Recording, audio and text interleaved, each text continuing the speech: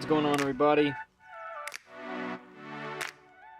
How is everybody doing tonight? Oh, music is loud today. Hold on, let me make sure everything's going the way that it should. Let me know, as per usual, let me know how the audio is, the music is, too quiet, too loud, and we will go from there. In the meantime, let me say hi to everybody. Mika, how you doing? Kurt, Nathan, Benjamin, Zumi, Serge, how are you? Truggy, how you doing? Big moon night, super moon, something like that. Oh, really? Hope everyone that's in Florida is doing okay, still has their property. I gotta be honest, I was really busy at work. I didn't have a chance to follow it close enough, probably. But I know 3D Max, for example, is in Florida. I haven't heard back from Sergio. Likely everything's fine, but yeah, it'd be nice to know. If you guys are in Florida, let me know how you are, how everything's going. Obviously, if you're joining a stream right now without a printer, you're probably okay. When's the Reborn Klipper stream?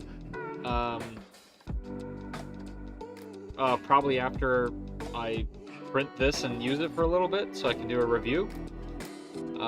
Then we'll do a Klipper stream. Is that a Hodo holder? Yes, it is a Hodo holder, you see. Thank you, Serge. It's working out really well. I'm actually going to add some more Hodo stuff because they finally got back to me and they sent me their precision screwdriver. Not the one that I broke. This one seems a little bit different, and the quality is just through the roof. I actually have a ton of like 3D print accessories, and instead of doing dedicated videos, I think I'm going to just do maybe an unboxing and just go over them all, and maybe if some of those are in demand, I'll do some kind of video on them. But I have dryers, cameras, just different various add-ons, tools, all sorts of stuff I've been kind of collecting off to the side, things like that. So I think that should be a stream at some point as well, and we'll go from there. Sound is good, sound okay, video is good, I'm guessing. Hi all, 3D Pine Labs, how you doing? 3D Max in Miami, they're good. Okay, yeah, I don't know exactly where they are in Florida. I'm good, lots of rain, a bit of wind, just glancing below. Oh, that's good, Zumi. You know, I've seen, you know how the news does it, right? They all need to show the worst of it, so I'm sure there's some parts that are a lot worse than others, but I saw some flooding. Klipper has been great on my Ghost. Speaking of Klipper, I just found out today that if you remove the Wi-Fi module, underneath of that module is a UART connection. So the four connectors you need, the TX, RX, ground, and fiber. I actually don't know if it's 12 or 24. Either way, it's a UART connection that you can use to power and connect to your Raspberry Pi or CB1, whatever it is. You do have to put a new firmware on the machine because you have to select, instead of the USB port, you have to select UART. But that's super easy. It doesn't really involve anything else. You don't lose anything, or that's just a quick thing on the printer. But what that lets you do on these Ghosts, I should say this because it applies to this machine too, is it lets you put the whatever it is that you're running Klipper on inside the machine so that you don't have to use the USB cable. Obviously, if you're using something like this, that might be a little bit trickier. You just might have to run a different cable. Probably not necessary for this particular setup. But if you have something like this, where you have GPIO pins, you could use them and the UART on here to run Klipper screen on the stock screen. So at some point, I'll translate all those how-tos that are from Russian, because there's a bunch that are all in Russian, but nothing in English at all. So I'll probably end up doing that. I don't know on which machine. Both are going to be extremely similar in that setup. But Serge, no, I really want the vacuum. I've literally been kind of harassing them almost about the vacuum. I can obviously buy it. But, you know, I can buy everything in the studio. You know what I mean? Like, I shouldn't be doing that type of thing. But I'm waiting on them to get stock of it, because apparently they don't have it enough in stock to send it to me, because I do think that will actually be, like, legitimately a really great tool to have. I keep all of my filament in bags, like every single one of those things except for the, you know, unopened ones, are all in individual bags. So as you can imagine, if I have it right here, this little vacuum, I can, you know, zip a bag right before I zip it, stick the vacuum in there, suck all the vacuum out, bam. They'll store so much better. That's just one of the use cases, but unboxings, all kinds of things, a little vacuum would be amazing. So yeah, I definitely want to check out the Hodo vacuum. I'm trying. That would be great. The potatoes out front, kind of exactly like that. That would be the point. The potato would be perfect for a UART connection, just 4 wires, and they would power the Raspberry Pi and get all the signals that you need to it. You would set it up the same way. The only difference, like I said, is when you're building the bin for the board, you just have to select a different thing. Instead of USB, you select UART, and then when you install it. When you go to your Klipper profile, or your Klipper configuration file rather, you would just have to type in the new address under serial, because you're not going to be plugged into USB. So very easy to do. Like if you're setting it up, it might actually be easier to integrate it, and then, you know, doing the screen later is key. I'm in the Orlando area. We basically just had a normal rainy day. Wow, really? We'll probably go into Tampa or Tallahassee area for disaster relief tomorrow. That's very nice of you to do that. Yeah, you know, based on just the few things I saw while I was at work and had a minute, it seemed like some places got hit pretty hard with water. Just water rising, like the land is low. Nothing failed or anything like that. Just, you know, obviously hope no one got hit too bad. I guess if your home or business is directly on the water somewhere, you kind of risk that anyway. I'm sure your insurance is well aware of that type of thing. But if it's your home, that's definitely unfortunate, obviously.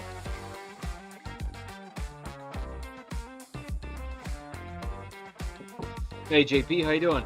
Are you gonna finish the build? Yeah, so the point of today's stream, even though I'm just getting myself ready, is to finish the build, which there's very little left to do.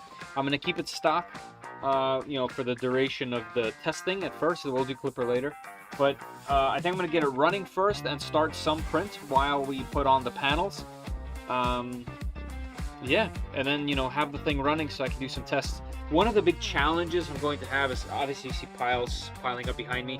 I'm going to get rid of a lot of machines and kind of reconfigure where some of mine are. I don't know where I'm going to keep this. At the moment, I think it's just going to go under my table. I don't really have space for this, unfortunately. I obviously want to keep it, but that's kind of the challenge I'm running into. Like, this thing is huge, and you got to have the space for it. It's bigger than my X Plus stack. You know what I mean? Like, it's just big. It's not going to fit on any of those tables. And actually, before I say stuff like that, I mean, yeah, it's definitely not going to fit. 22.5. Yeah, 21.5. So, with the feet that are on it, at least, it won't fit on any of my lack tables. So, I don't know. Maybe I'll put it on the floor over there. What's the depth of this? 17.5. No, it's even wider than that, 19.5. So, yeah, it basically doesn't fit anywhere. I could keep it on this table, and probably during all my tests that I do on it, it will be there. But that's the challenge. I need to do a pulling. Like, for example, I love this D1.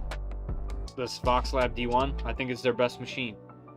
But I'm not going to print with it if I have other stuff, if I have other machines that are available to me. So, like, things like that. I got to, like, move things around, move things along.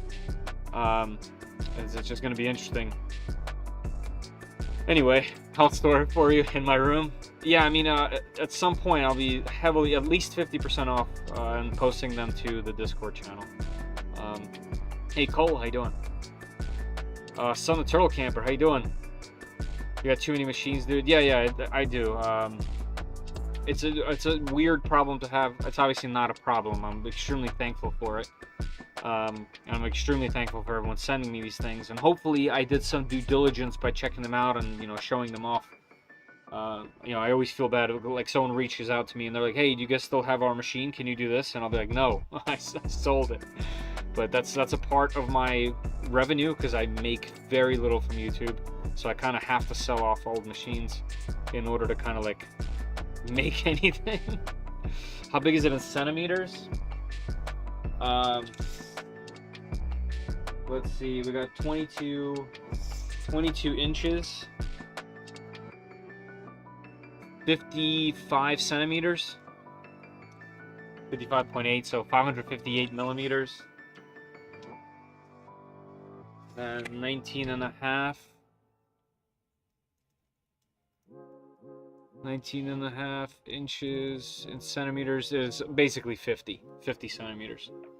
So yeah, it's she's big, and then you know it's super tall as well. Hang it on the wall. Good. Is that a Chitty Max?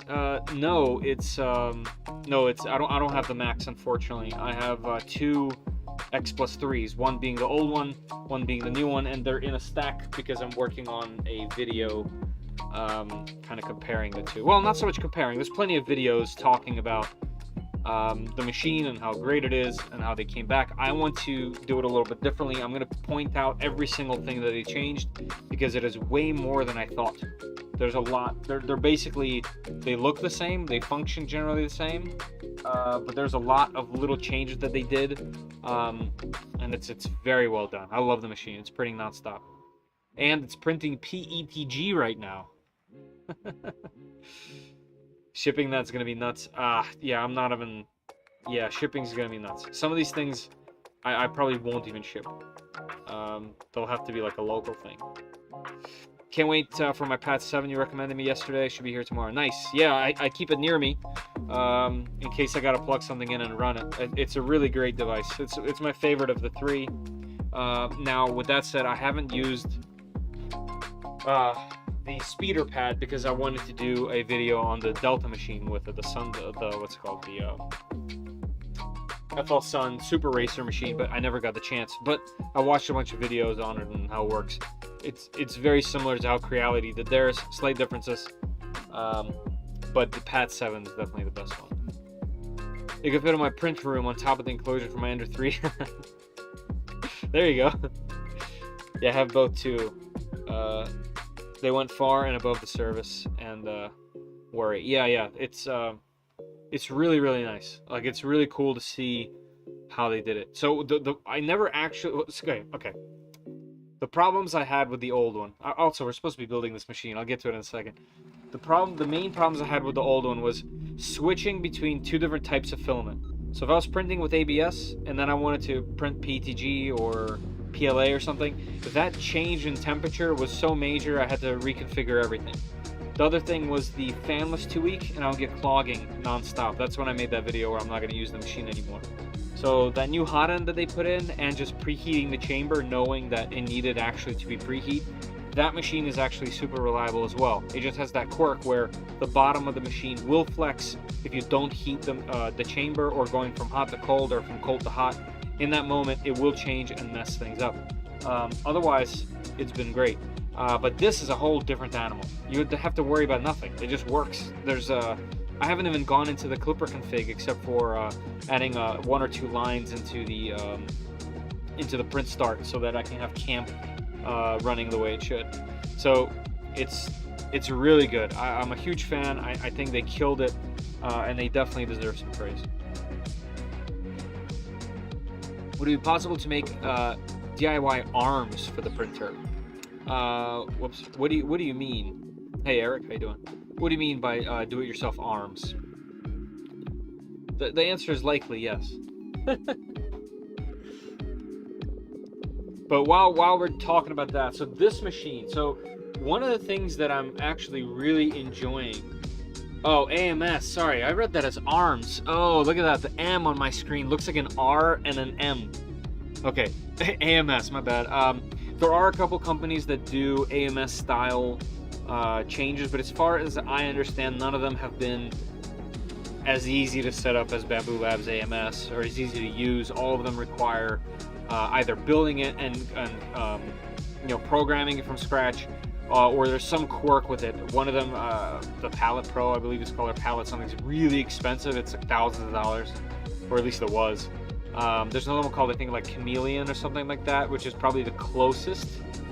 It even works with Bamboo Labs machines. So I probably have to look at that at some point. I think someone in my Discord has one. But the answer really is the AMS is so good, it makes the rest of them seem significantly worse from what I understand. Rigged. Paid bamboo promo! Where is it? Disclosure. Nice.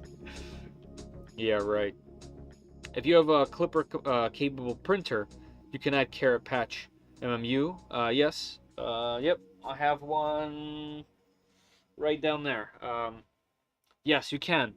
But that is a lot of work. The average person, or even the majority of people, aren't going to be building that thing. And then also programming it individually.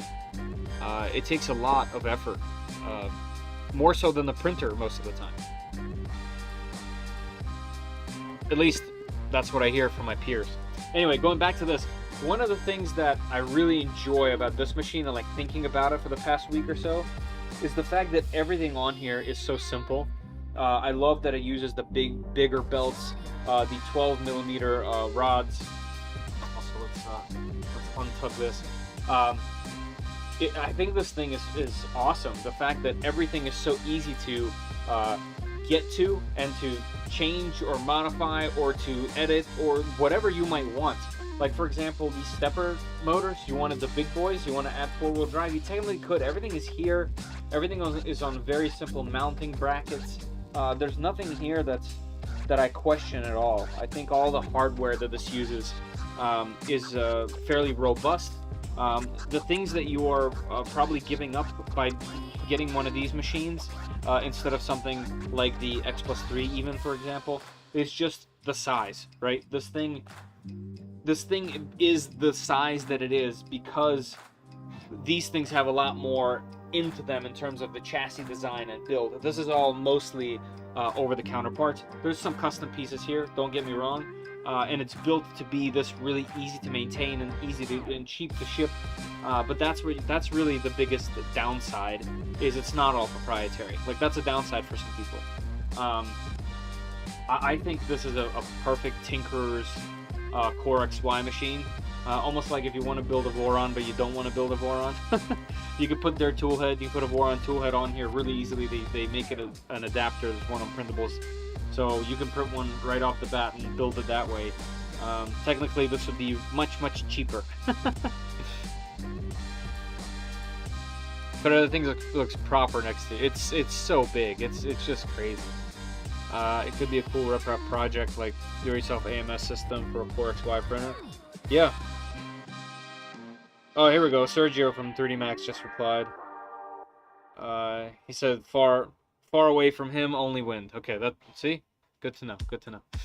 Hey, Da Vinci. How big is the build area? I believe it's 325 by 325, but the physical plate is 329 by 329. So it's huge. So you have reasonable confidence in electronics at Passive Flying Bear. I passed the Flying Bear and went to Chitty thinking the electronics were sketchy on the Bear. They're not sketchy. They're just basic. Like, they're not super high-end electronics, but you guys saw the board earlier, right, Ben? Like, it uses pretty standard off-the-shelf MKS stuff in it. It uses standard stepper drivers. The wiring seemed all okay. Yeah, I wouldn't say this is low end or anything like that. It's just not as well put together. Like, this is meant to be what it is. Like, it's not pretending to be some high-end thing. But there's no reason why this can't do as well as the rest. This is going to require tuning. It's going to require you to do stuff, and those aren't. Like, that thing is just, you know, you open it and you print it. This one, if you're going to add Klipper to it, you have to do it yourself. You got to, you know, buy it, something like a Pad 7 or CB1. You know, you got to do it yourself. That's essentially it. This is way more do-it-yourself. That's why it's half price. Hey, Mr. Walkman. Voron's a bit expensive. Don't think that's money at the moment. Yeah, Voron is expensive. It's always kept me away from it for all these years, for sure, like the price. But now that I've built one and I'm building a second one and I've gotten a little bit more used to it, I totally understand why they are the way they are and why people are so passionate about them. they're worth saving up for because it's yours. Like, you make your own. It's quite a different animal. I don't even want to compare it to things really. Nice. Got the munchies, huh? Still saving for a Prusa MK4 kit. Yeah, that's another like proven brand stands behind their product like crazy. You know, I can't say a single negative thing about the Mark IV. I know there's all this drama and printers are pushing other companies forward and backward and to the side and whatever it might be, but still, you can't. I still think Prusa deserves much praise. All right, let's continue the build.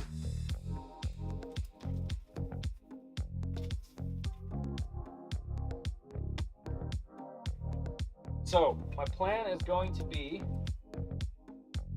to get this thing printing and then put the panels on. Hopefully that'll even work. So let's find everything that we need first, and then we'll move into that direction. Actually, I think I'm gonna have to put on some panels. Wow, there's still so much hardware. I think I'm gonna have to put on some panels, like for example, the sensor is on the side.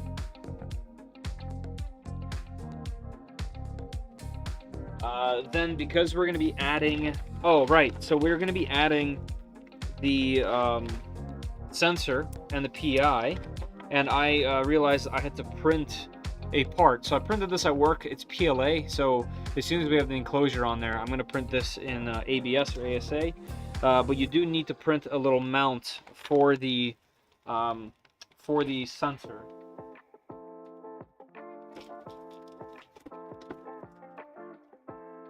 All right, so we have the hot end. Let me get.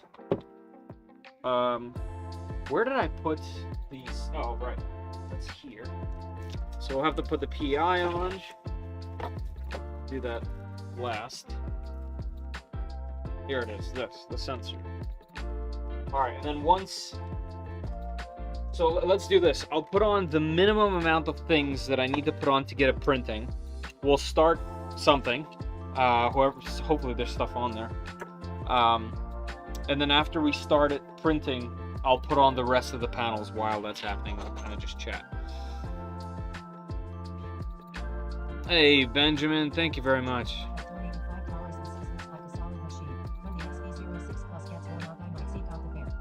I appreciate that. Thank you. Yeah, the SVL6 Plus should be that should last you some time. That should definitely last you some time. You'll have a lot of fun with that machine. You can also do all sorts of crazy stuff to that thing too. Hey, John. Finally making my way back. Nice.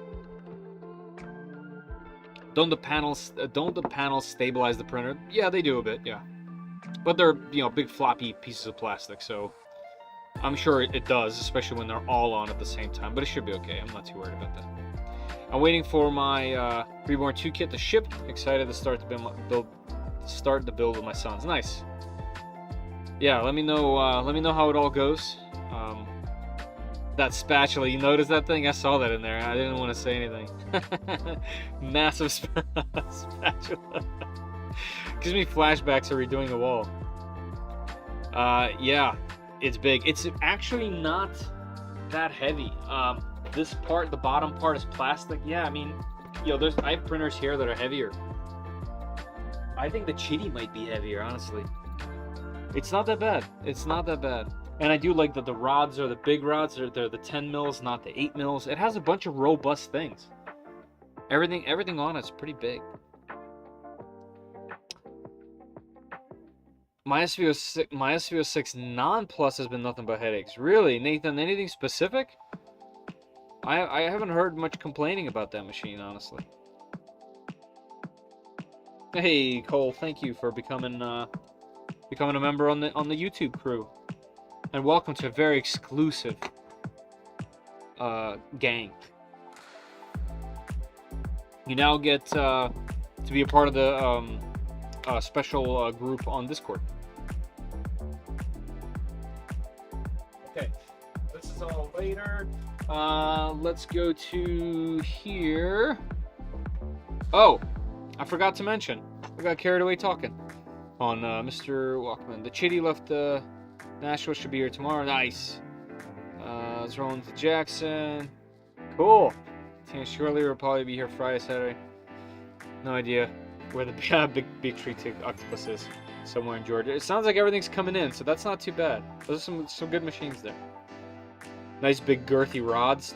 Chad, I knew you'd get excited.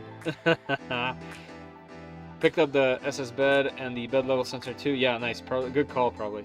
Always $390 free shipping. Yeah, I can't beat that. Can't beat that. Even though my confidence in the sensor is very low, to be honest with you.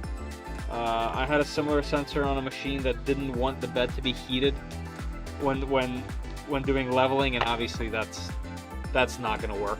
So hopefully this one is better.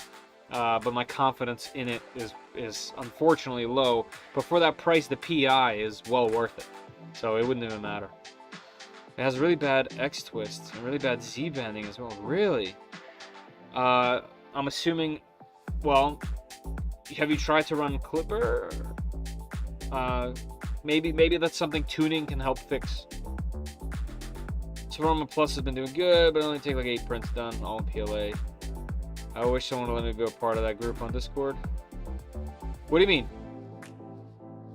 If you're on the YouTube crew at all, or have been even, it should automatically let you into the group. Wait, you trolling me? I thought you were already in there.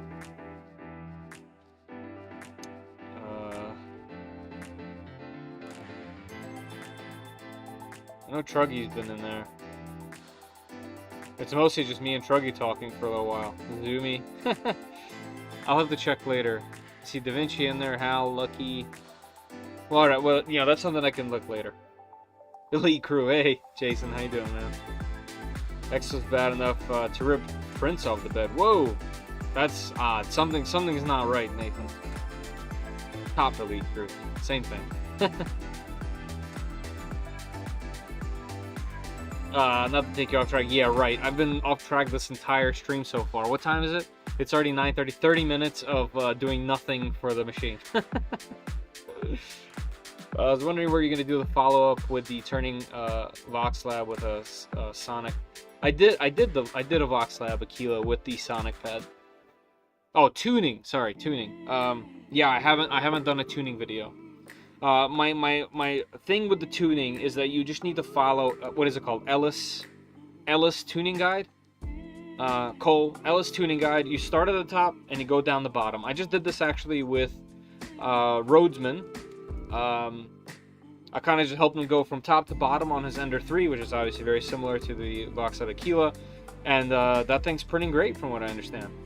There's obviously more things you could do to make it go faster, better, whatever you might say, but if you just go down Ellis's, your print quality is probably going to be the best that that machine can.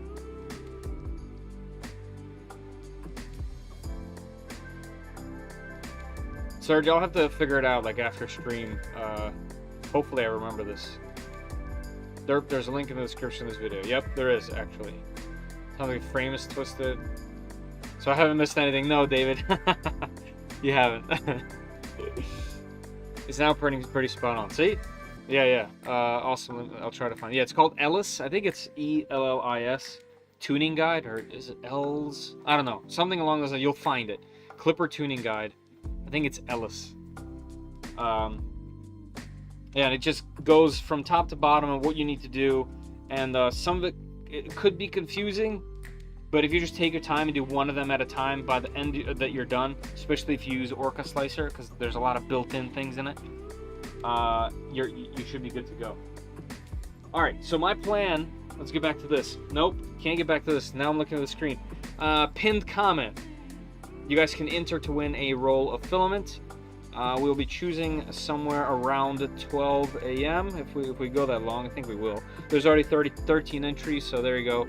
Everything's going well. What's the question we got? What is your favorite part of owning a 3D printer? So let me know, and I'll embarrass you when and if you win. You have to be present. You have to be in the United States, and this will be coming from 3D Max, a roll of PLA Plus.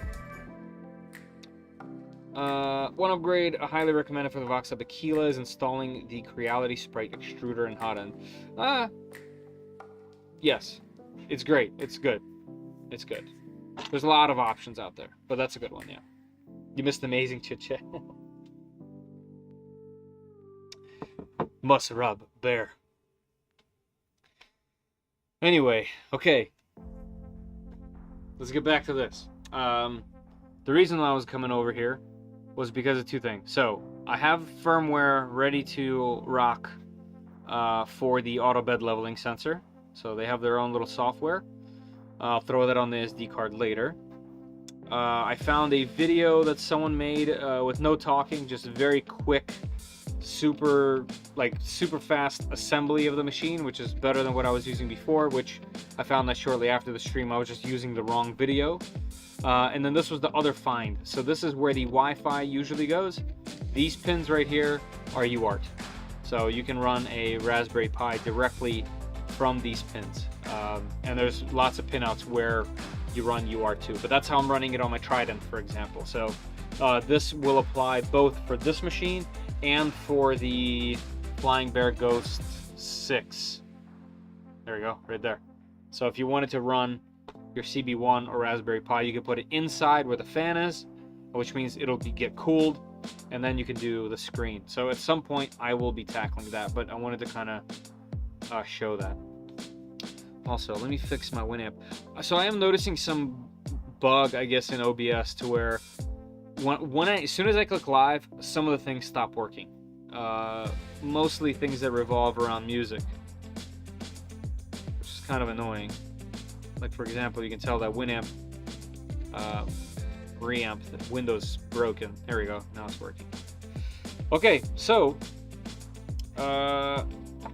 let's get this going.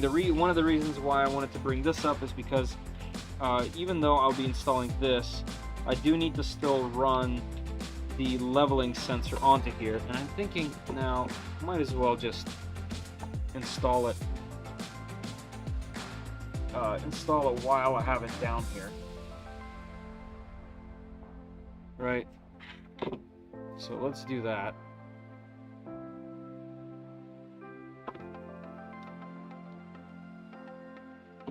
GC No Fetter, I'm grinding a SnowRunner. Nice. Yeah, SnowRunner is... I want to devote more time because it's really fun, but I just haven't been able to with all this 3D print stuff. And the one day I sat down to play, I fell asleep. So, unfortunately. Hey, Cole, that is very kind of you. Appreciate that. Thank you so much. Thank you, thank you.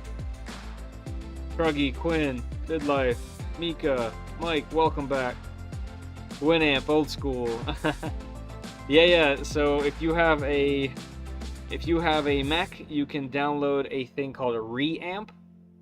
Diana. It's called a Reamp. It's native, runs native on Mac, and it actually uses all of the Winamp skins. So if you go to the archive of all of Winamp skins that ever existed, you can actually skin this thing to whatever you want. I just like the classic one. So the reason why this works for me is because I have to purchase essentially music to use on my channel. So I have a ton of MP3s, and this is just a good way for me to have music in the background while using it.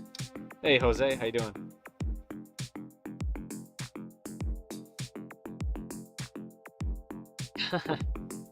Alright, so I believe, here, let's do this. I believe this thing goes on here in a way, shape, or form. And I think I have to take off that screw. Let me find that video somewhere.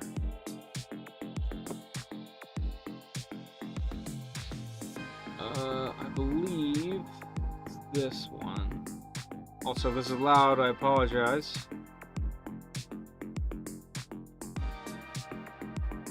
Why? Why did an error occur? Alright, here we go.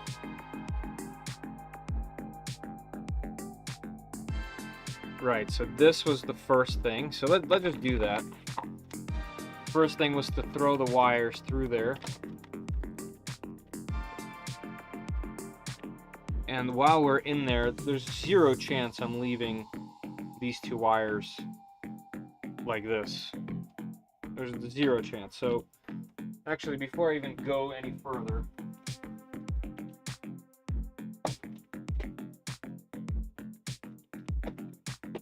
so those two wires go directly to the power supply. So we're gonna need some terminals. Let's find the smallest ones we got, and then let's try using this one.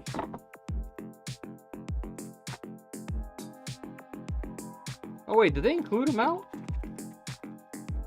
Oh, they included a mount.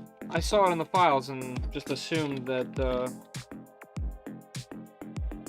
oh yeah, and this looks like it's ABS or something. Okay, well, there you go. Has some print errors on it, but alright, mine will just go in the trash. Sweet, okay. That makes that easier. Zip ties, we'll take these out because we're probably going to need them for wire management.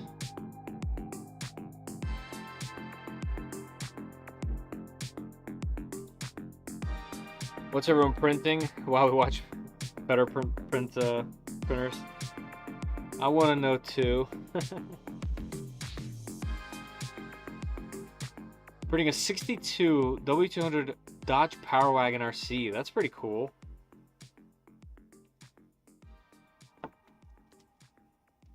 Oh wait, I'm not gonna be able to do this, or am I? No, I'm not. Let's go old school and just smash it with this.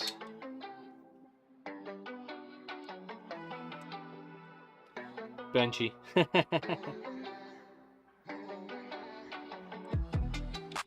I am actually printing an arm for a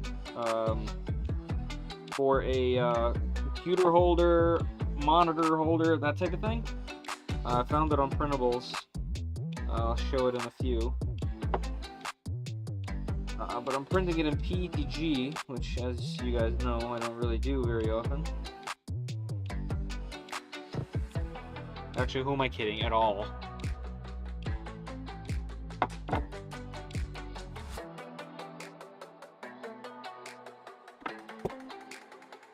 Wow, this is definitely not the right tool to do this. It'll work, but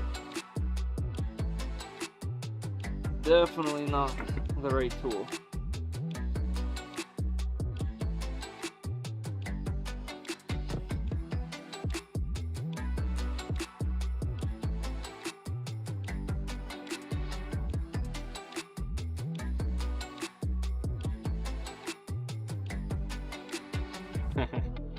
Apex, I haven't played in a minute. Is it still any good? I played, you know, when it first came out. I played the whole first season. I loved it actually, but none of my friends got into it. They just didn't. They couldn't get past the, I guess, the unrealism, which I didn't think was that bad, because they played Call of Duty, but not Apex.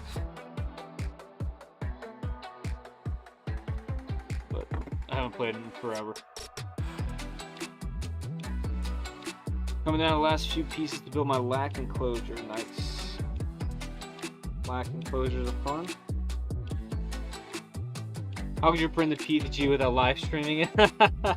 I wanted it to be a surprise, but I already spoiled it, so.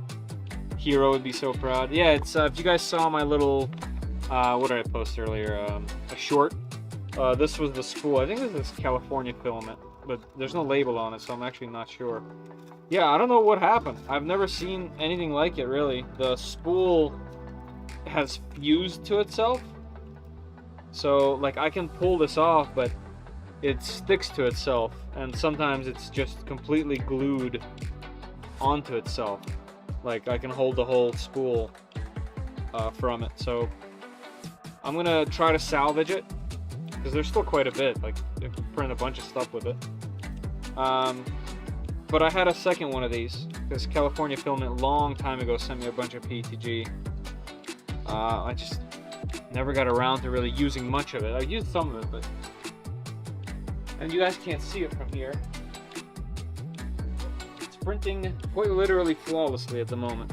And I didn't do any of it. I'm using a preset on the Cheatytech X Plus 3. Printing a ABS slider tile for my K1 Max with my Plus 3. Nice. I should have a K1 Max coming at some point, but I haven't gotten a reply back. Allen PETG that would do that up to the dryer. I don't remember if I dried this one. A lot of people did reply saying that that's happened after they dried a little bit too hot. Maybe I did and I just don't remember. It's been a while. It's old. It's at least a year old. On the outer layer. Oh yeah, the outer layer was fine. I printed oh here. Oh, I just put the trash bag away. I printed quite a bit with it before the failure started. Hey Demon, how you doing?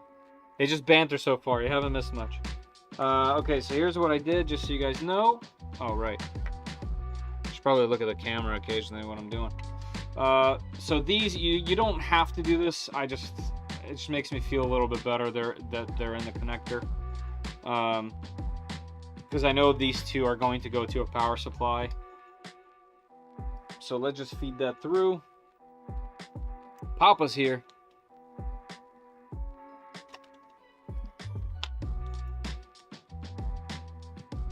Eric Galloway became a sponsor. Nice. Welcome and thank you very much. Galaxy Slicer. Orca has some great profiles for the K1. I never heard of Galaxy. That's another one, huh? There's a lot of those popping up. Yeah, I have one that I found on Printables during, I think, a live stream that we were having. And I've been using those profiles for the K1. They've been great. Yeah, I don't use the K1 on any of Creality's stuff. Just not a fan. Alright, so I don't quite know how much of this to put in there. Maybe we should do that first. Yeah, let's do it a little bit backwards. Before I mount any of this stuff, I want to know how much of this wire should be in there. Actually, no, scratch that, because I'm going to stuff it into this cable. Attack of the Slicers. Yeah, there's quite a lot of slicers happening. Perfect Dark, how are ya? Some old PLA. 170. Woo!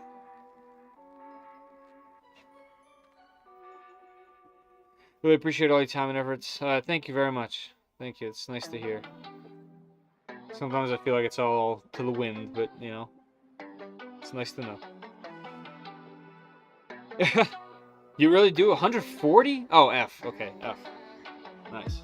Yeah, one of the things I got is Sunlu is having, I think, a Kickstarter for their quadruple holder. So it's an entire station, essentially.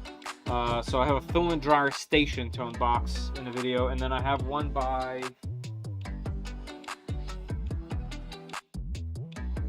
Fix Dry. So Fix Dry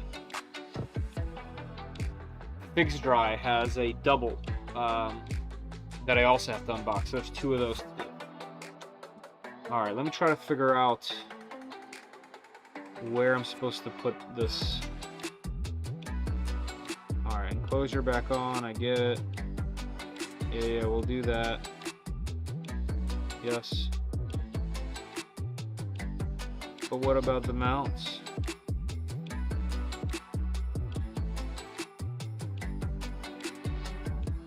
There we go, this. Okay.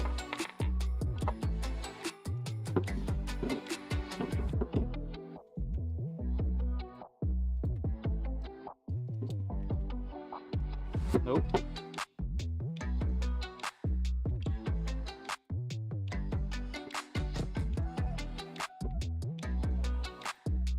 Ooh, that is torqued.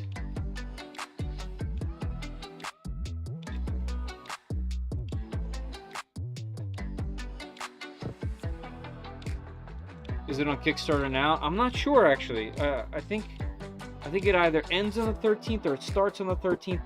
They asked me for an update, and I haven't had a chance. I haven't had a chance to reply. Let's see. Sunlu, Filament, Dryer. I think I spelled all of those words wrong. And I believe it's called the S4.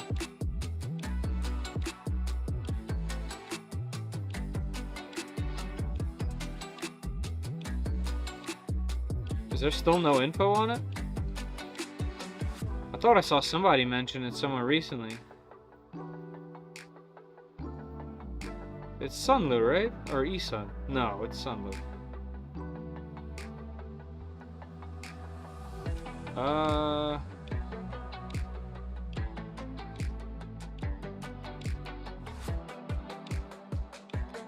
This is the fixed dry that I have right here.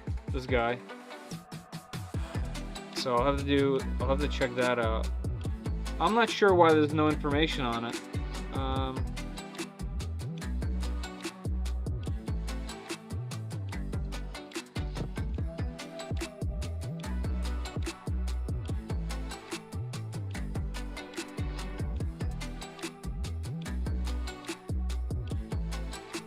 That's weird. I don't know. I'm gonna have to check about that. I thought it was either about. So I guess that answers our question, right? On the 13th is when that Kickstarter launches. Yeah. So I have the S2, which I really like. I use it almost exclusively at this point, just because I know it can get to 70 degrees. So this is apparently that, but 4 spools in one. You can print out of it. There's multiple ways to get filament in. It's heated, it has fans in it, unlike the S2. Seems like a really nice station if you have the space for it.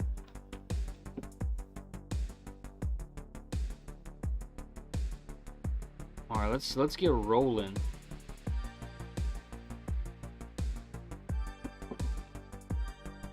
Okay, why would they do it that way?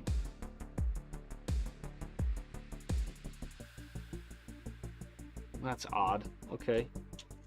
There is a the reason why I say that is because this little adapter has a that's here, never mind. It has a place to put a nut. And I don't see them doing it, but I guess they did it like off camera. So I'm just gonna slip that in there while I have that off. There you go.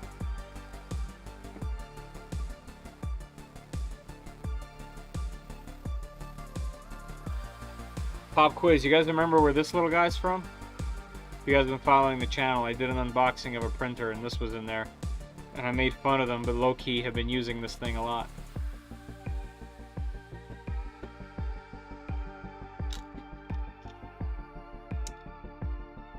Can I ask a dumb question? I don't know, not many questions are dumb. You need to figure something out, at some point. You're gonna ask questions. When you enter for the chance to win, do you put in your real name, I'm guessing, or is it your handle? The handle's okay, but I kind of need to know your name so that when you email me, I know that it's you legit and not someone just impersonating you. If you put your YouTube handle, anyone can kind of put your YouTube handle. You know what I mean? So as much as you don't want people to call out your name, I totally understand. I think putting your real name in there is actually better. If you win. Obviously, I'm not just going to start reading names.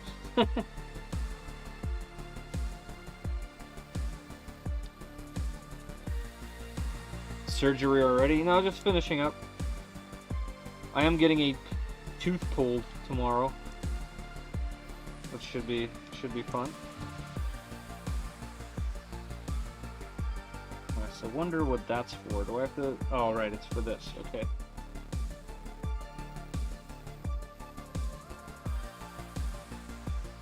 So, let me show you guys up close what I did so far. So this is their little print. I just used theirs because mine was PLA. I'm hoping this is not. In the back here, I put in that little nut and that extended screw. Just attached this on there. It's pretty secure. It has a little lip so that it doesn't move side to side.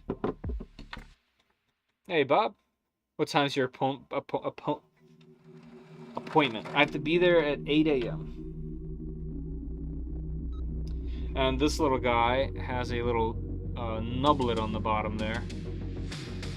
So when this goes on like that, it should click into the little nublet, and it does.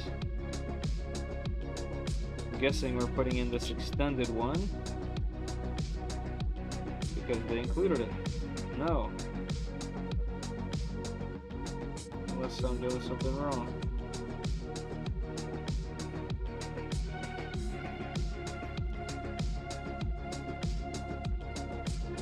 What's going on here? Why can't they reach that? Oh, it's because our little nut is falling out and it doesn't reach, so I gotta do it like upside down. That little nut that I put in there wasn't like wasn't press fit or anything. So let's see if I can do it this way. Hopefully I can catch some threads. I did. There we go. Alright, nice and tight. Perfect. Alright, here's what we got. Here's their little wicked sensor.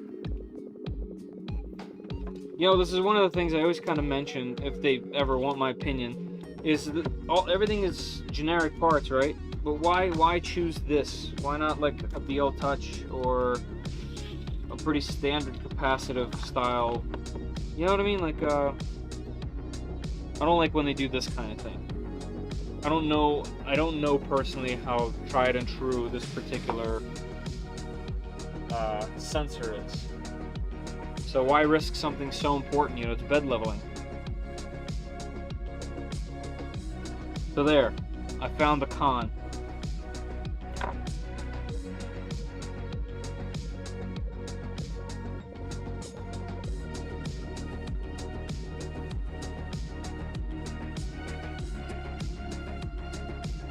I'll be at your dentist tomorrow.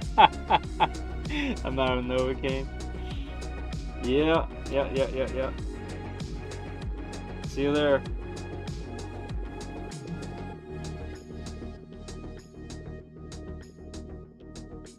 See you there. Yeah, I'm a frequent flyer at the moment. I haven't been at the dentist in a minute, and I had a root canal and a crown at the same time. Then after this tooth is pulled, I'm gonna have a double crown, which should be amazing. All kinds of fun. Really testing out how insurance works. And let me tell you, it's brutal. Insurance is such a weird, scammy thing. Because I'm just paying for everything. Could you swap out the bed leveling sensor for BL Touch? Yeah, you could swap it out to anything you want. I just don't understand the choice. Like, they had the choice. They could have chosen anything. And also, keep in mind, I keep trying to mention this, I don't know, like, this thing might be perfectly fine. I just don't know. And I guess that's why I'm kind of mentioning it. Is, why risk it, you know?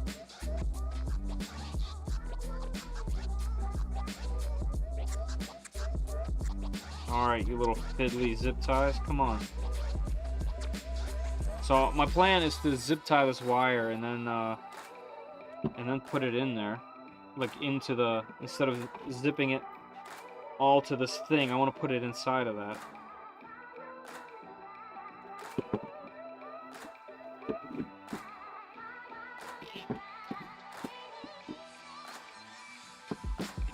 So yeah, if you're wondering why this thing costs what it costs, it's because we're doing this right now instead of you know, printing. This is the stuff that you have to do yourself, a little DIY, a little get to know your machine better session. And if you're willing to put up with that, you pay $390 US. Yeah, Rafa, this connector is awesome. We opened it before on the first stream. Let me see if I can easily open it now. without breaking it, hopefully. It has a whole little breakout board in there with terminals, and they have everything running nicely. I like this thing. I wish I knew about it earlier. I like it. Yeah, and it screws in. It's great. It's all about the journey, yeah. It's all about the journey anyway. Dental insurance is extra weird. Yeah, I can't grasp it really. Alright, you know what? Let me pull this out.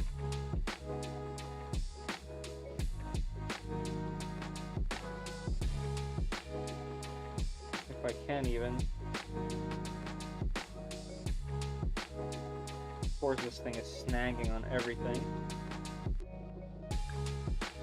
Alright, I might not be able to. Oh, I will. Come on. There we go. Alright, let me see if I can run this through this thing, and then I won't have to worry about it. Isn't there like a nice easy way to do it? You put a screwdriver in. Yeah, look at that, I still remember. So you put the wire in. Let's run these this way. Also, where is that going to be plugged in? Oh yeah, it's all right here. Okay. Put the wire in, and then you put like a screwdriver in, and then you just run it down the wire, and this motion tucks in whichever cable you want into here, and you don't have to destroy your fingertips. This is one of those things, I was this old when I found this out. How many times you guys squish a cable into these things and just suffered? I know I did.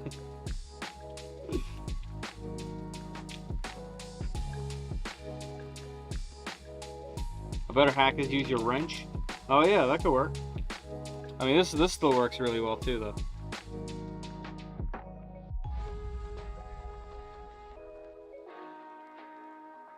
Hey, there you go. I just got tracking for the K1 Max. So there you go. I'll have a K1 Max coming soon. I had to cut all the yeah, no, I'm using a very smooth thing. There's nothing, I'm not cutting anything in there. I can feel them in there. No one's cutting. Put the wire through the hole of the wrench. Oh, that's nice. TikTok hacks. That's pretty good. I deleted TikTok. I do not have it. The next one to go is Twitter. Or X. I know Elon would hate it to be called Twitter. X is the next to go. You know, I understand their algorithms. They're based on what you're clicking on, right? So the recommendations on there are because I at some point clicked on some of that stuff. But they feed into an addiction. They feed into temptation. So if you clicked on something that you don't necessarily want to be defined by, the next time you go to one of those apps, both TikTok and Twitter do this really well, is the next thing that's in your For You, your feed, whatever the thing might be called, it is just that thing that you clicked on. And it frustrates me to no end because they make it nearly impossible to get rid of that stuff. And they just kind of feed it to you, feed it to you, feed it to you. So those apps are gone. Oh yeah, I will definitely wait until she's a teenager. I can't imagine. You'll get pulled back into TikTok, probably, just to like monitor. Yeah, we'll see how that goes. I'm really just I don't want. X is indeed next to go. It's absurd. Yep. All right, so there we go. We have our nice little unit, nice little wire management. Yeah, it kind of shows here a little bit, but that's okay. It still looks good. I guess let's get this thing mounted, right? That's the next step. Skipped around a bit. Oh, theirs was already mounted. Oh, okay, so for that, let's go here. This video. Hopefully the sound is off. Let me check my inputs. Yeah, sound is off. Oh, I missed it, didn't I?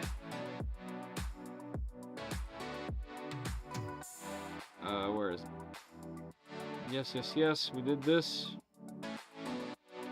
This, what hard does it show? That's it? That's how they showed it? I guess I have to pull out the instructions anyway, huh?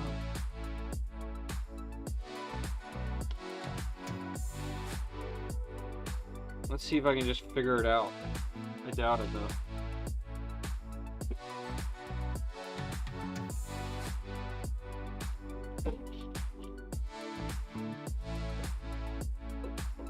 Alright, so this clearly goes like this.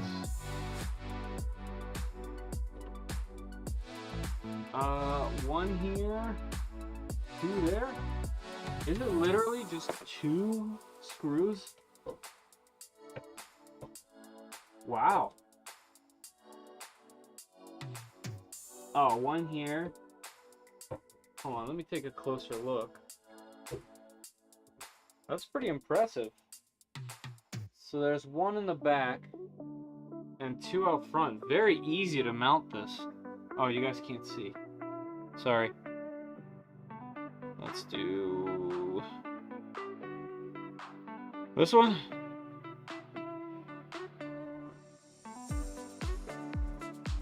Okay, so we just need a couple of screws.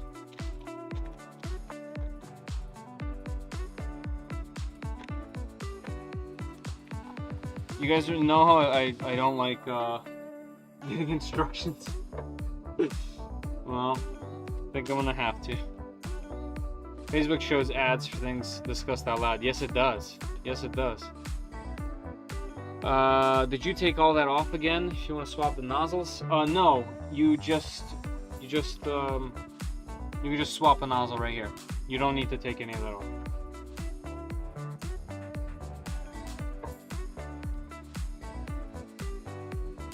Oh, all this gets put in from the back. All 3 of these. Is the right size?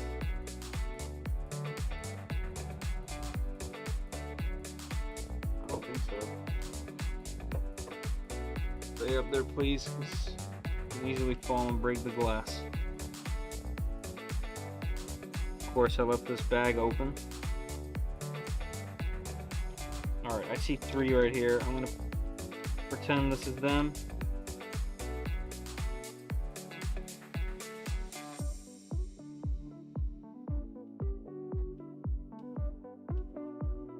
Nope, it's not them. So they're M3 sized.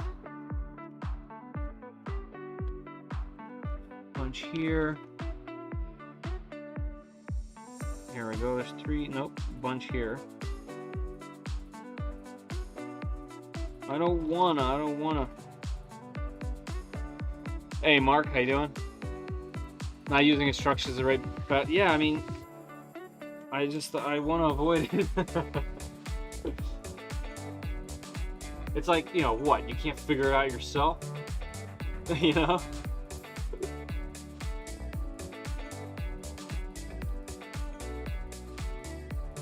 Alright, it's gotta be this. Let's throw this on there. Oh, it kind of stays. Let's get an Allen wrench.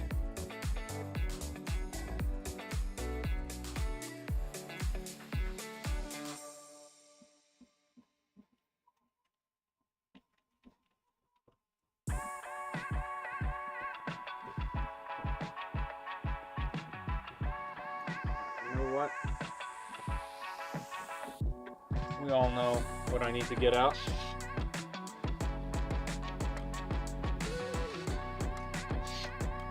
Oh yeah.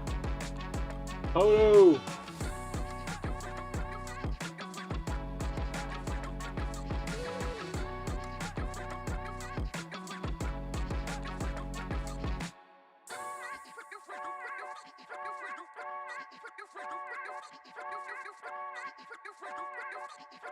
I have to snipe this one in there.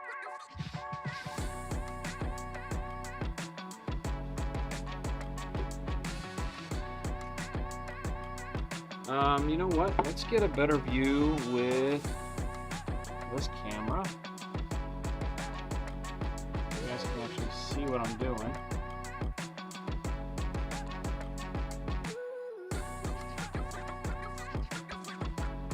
There we go.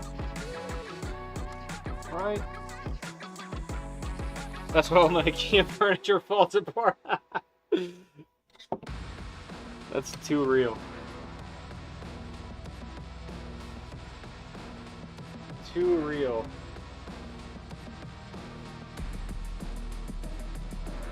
Alright, you know, 2 will be fine, but I have a feeling this requires 3.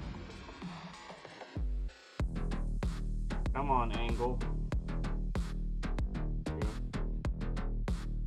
It's a cool track right here. Reminds me of Rez.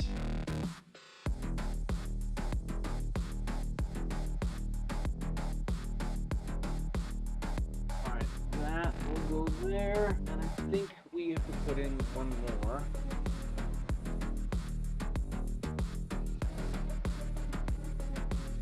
Nope, that's in, that's in. That's it. Just the 2, huh? I mean, it is solid on there. There's no chance of movement or anything.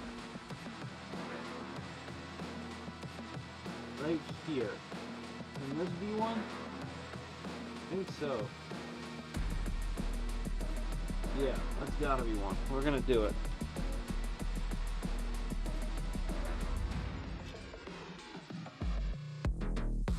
The question is, how do I get in there through the belts?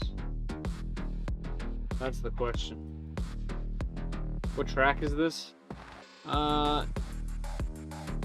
It's by Tatami, T-A-T-A-M-I. It's called Falcon.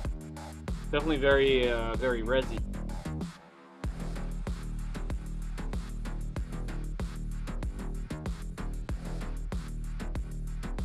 All right, I can't see a thing. I'm gonna move to that side.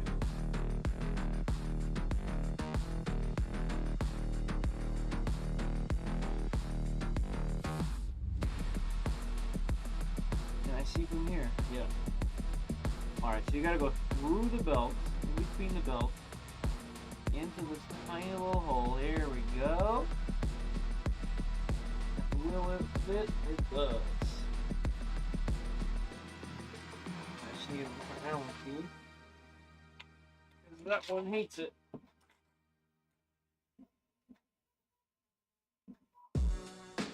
Let's try this.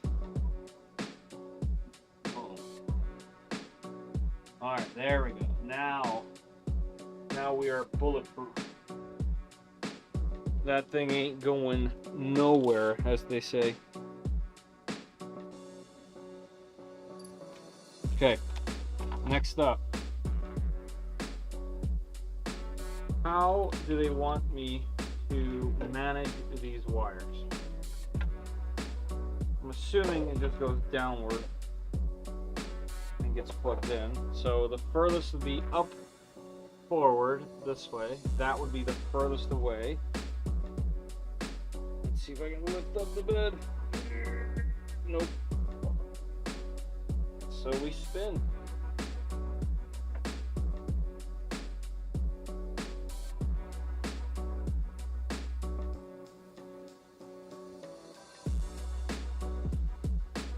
Some of these aren't belted on the bottom, as in the Z.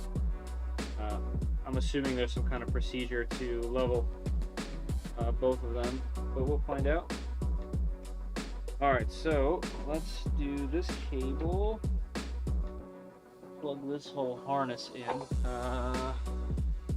Let's take you with me.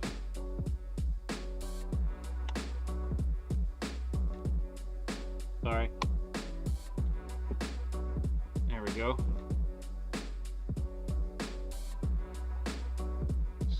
Go ahead and plug that in there. Easy.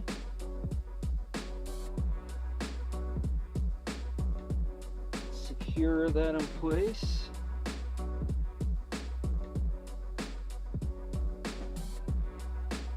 then that leaves us with this cable that goes into that hole. So let's get it there.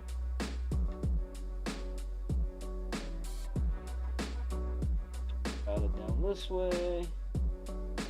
Okay, so this can go all the way into this cable tie, like all the way down. So that's nice. And above the plug, right here, and the rest of this can just go in there.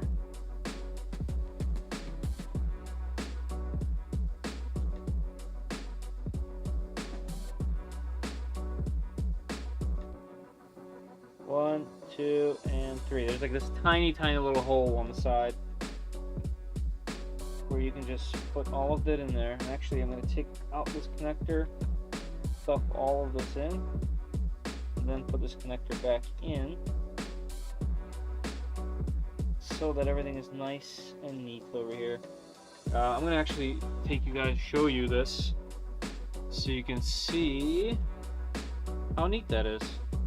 Alright, so we got that cable running right here through this. Also, this can't be like that, right? Does it maybe get zip tied like that? I'll take a look at that in a second. Anyway, the cable goes in here. It goes all the way around and down through here and in through this opening. So at least they thought of that. Now, let me check how this cable is supposed to be managed, because there ain't no way it's staying like that.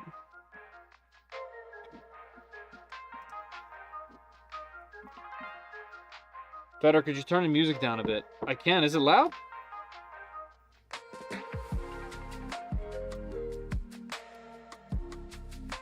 Hold on. That was my mic. It hasn't changed in volume. It's always been on -35, but I can turn it down. I'm anxious to see how this nifty little extruder design works. Eric, the Ghost 6 uses this extruder too. It's pretty good. I thought my bed was not level, so I keep trying to level it, but to find out my hot end was crooked because the screw came out of it. Oh wow, that happened anyway? Yeah. Yeah, hot, cold, hot, cold, hot, cold. Removes them sometimes. Alright, back to this. How do they wire manage this? Am I blind? Okay, right here. How are they keeping the cable? What's holding the cable over there? Oh, I see. There's literally a place to hold 2 zip ties. Music level sounds great. Alright, okay, cool. I know it depends on what speakers, what headphones you have. That all plays a role in how loud this music tends to be. Because I'll listen to some of these back, like on my regular speakers, and I can't hear it. And then I'll put headphones on, and it'll blast me away. So there's a bracket. I know it's going to be hard to see. This bracket right here is quite literally for 2 zip ties. That, and like that. And this all the way in the front is the furthest this will go.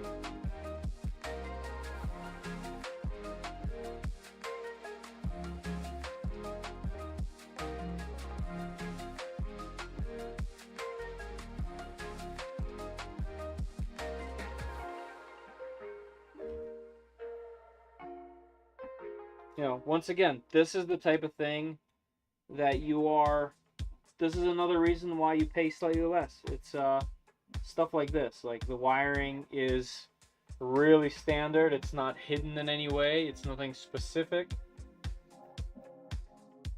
And it's nothing custom. Alright, before I tighten this all the way, let me make sure that it's straight, or else it's gonna just kill me. Alright, the bed going up and down shouldn't matter, but let's bring the bed all the way down.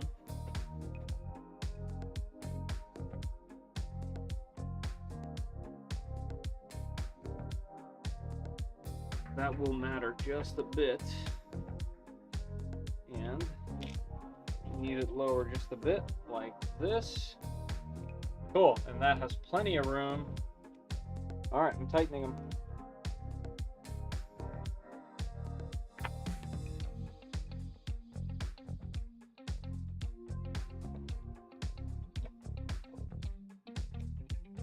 Sweet.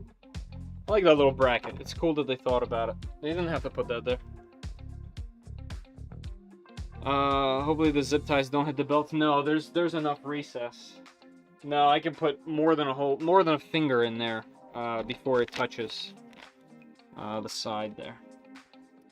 Okay, so I guess we gotta put the thing down and attach the sensor. So let's do that.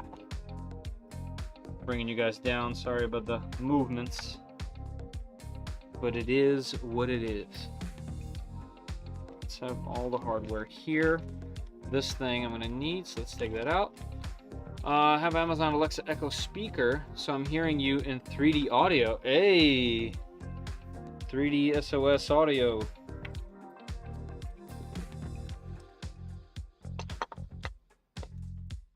Also, where is this connector? Oh, that's over here. Yeah, okay.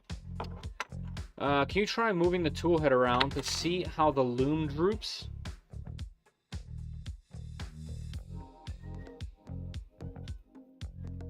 Pretty good.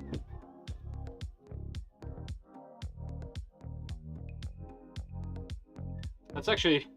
Oh, you guys can't see it. That's actually perfect.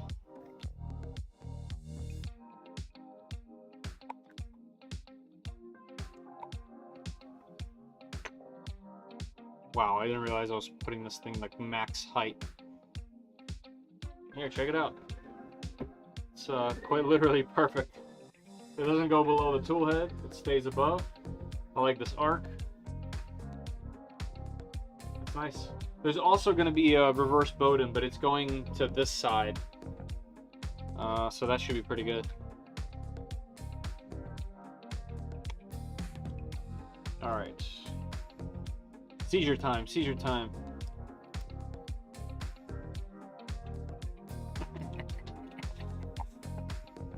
Got him. Alright. Let's put our little hat on. Our little beanie. It's almost fall time. It's beanie time. You stand on the legs. Yeah. I like that. That's funny. I would have too. Alright, let's put this bed upside down in case I decide to drop something on it. I gotta put this thing down.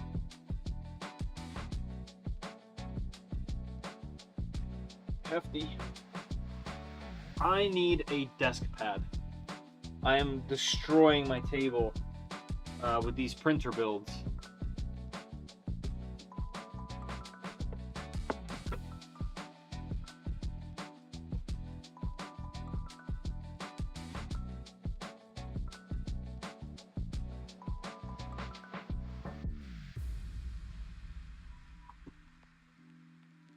Okay.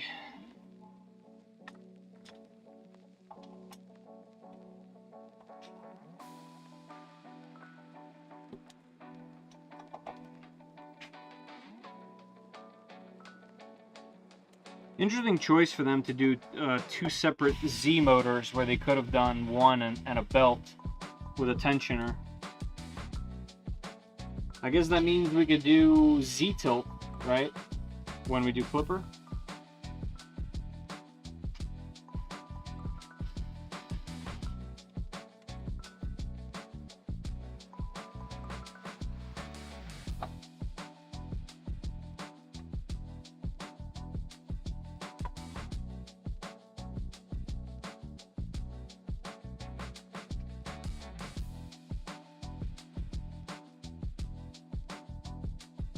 All right, so let me pull up that video. Here's our connector. Where did you go? There we go.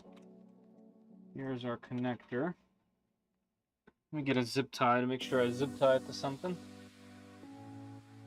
With 2, you could do Z-tilt. Yeah, Nathan. I don't know about Marlin, but you can in Klipper.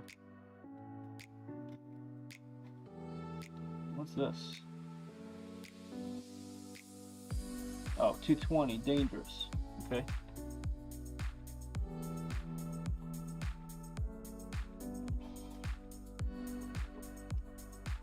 Oakley dokley. Alright, where is that one video that I was pulling up? This thing. So they attached it first, from what I remember.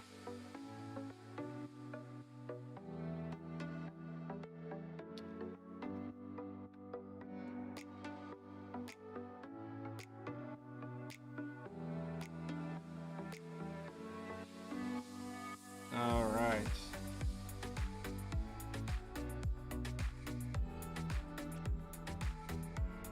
Oh, nice. This one doesn't have integrated steppers. Right. Yeah, that's one of the differences between the other machine and this. This board definitely has more. Like, it has a bunch more things.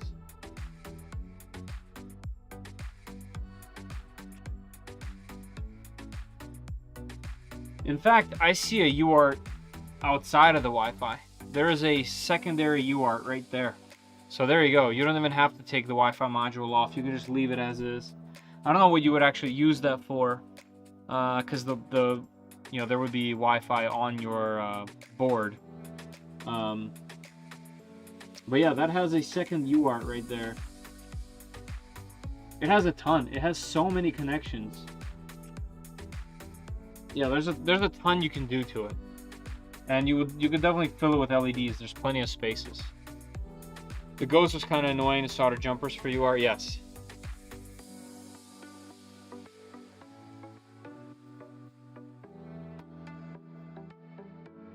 Unplug the 2 wires.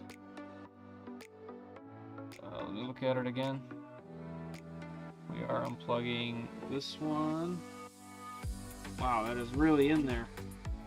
Come on, connector. Does it have some glue? I think it has some glue. See if I can break it loose.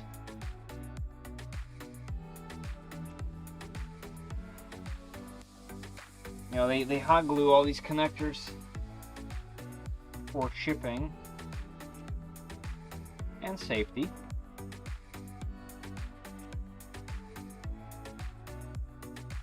But definitely a hassle if you're gonna do stuff like we're doing. I got quite a bit of glue on there too. Maybe let me try a flathead.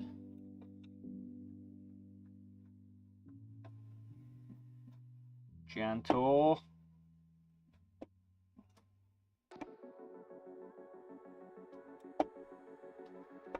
Okay.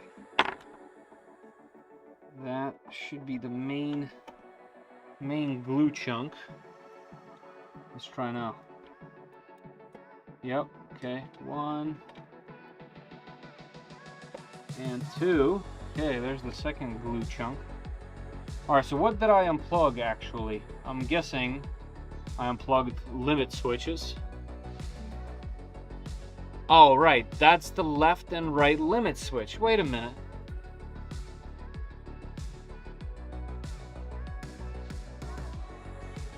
Well, okay, so we just unplugged the left and right limit switch. Because of the setup that they have, this is fine. If you're gonna run Klipper, you don't have to do that. I guess you'd have to find a new plug, but there's plenty of plugs that you could use.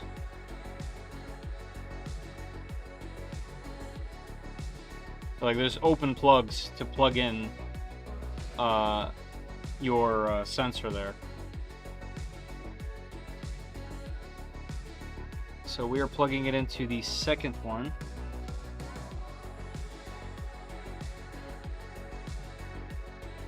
Alright, I will do that.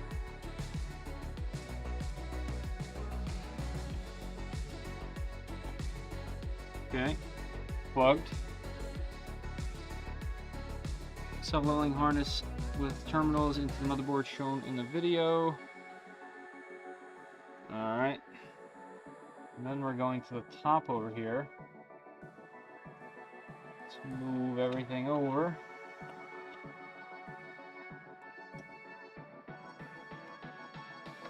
Get under there.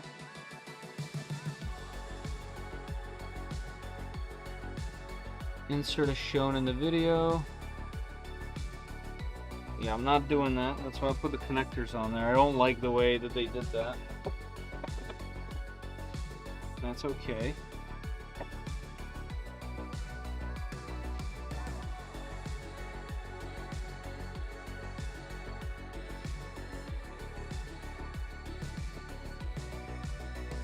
Alright, so they got the brown wire. Yep, brown wire.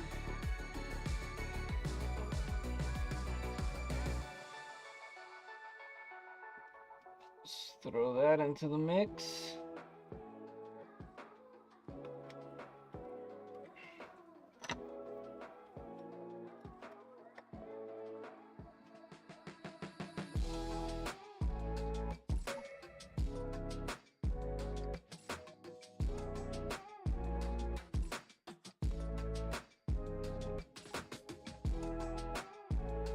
There we go. Okay, tighten.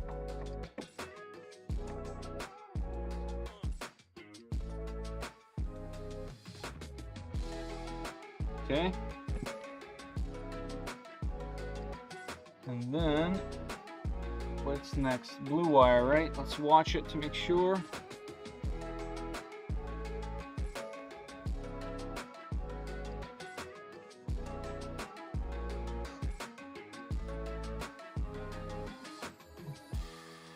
And I believe it was the top one, yep. I got nothing up there in mine. Okay, now we're doing blue. Let's do blue.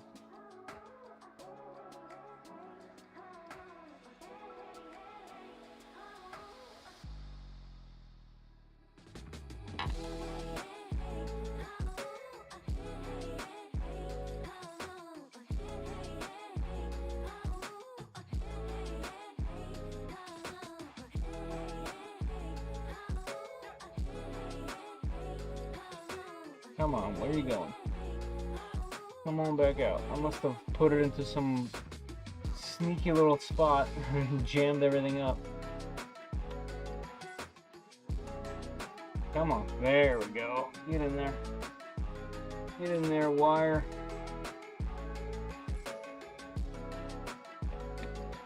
Let's make sure it's nice and tight. Alright, we got black and blue together, and red and brown together. Alright, let's close that little cover. Boop! Alright, I got a zip tie so that we can zip tie all this so it doesn't move.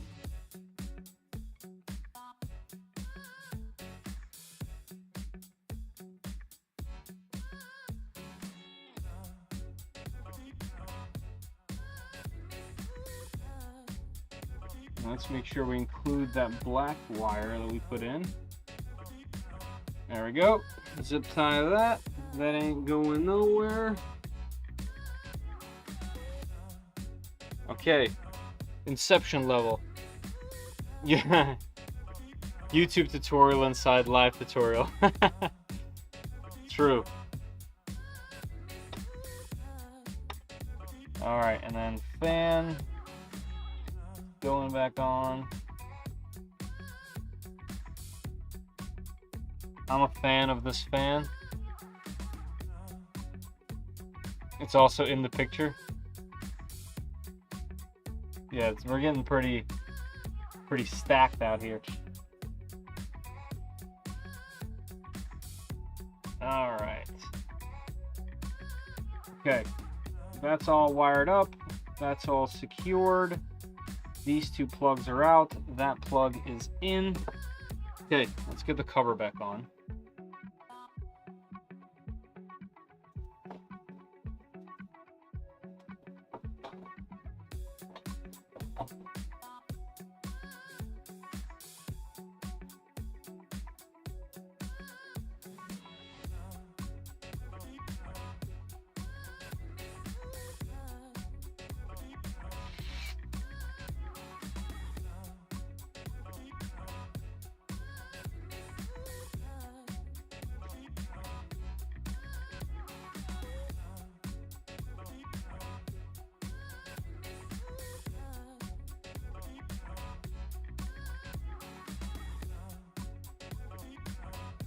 Hey, Micah. Is the Flying Bear supposed to be a fast Core XY? No, they don't market it as fast. It's just marketing speak. This doesn't have Klipper or input shaper stock, but it has hardware to go fast, right? So the only hardware it doesn't have is it doesn't have enormous stepper motors. So at some point that might hold it back, but not enough. For example, the Chitty Tech that's extremely fast, that's using the same stepper motors. So I don't think there's anything holding it back from being fast outside of firmware. So if you were able to run Klipper on it, I have a feeling you could make this thing go pretty quick.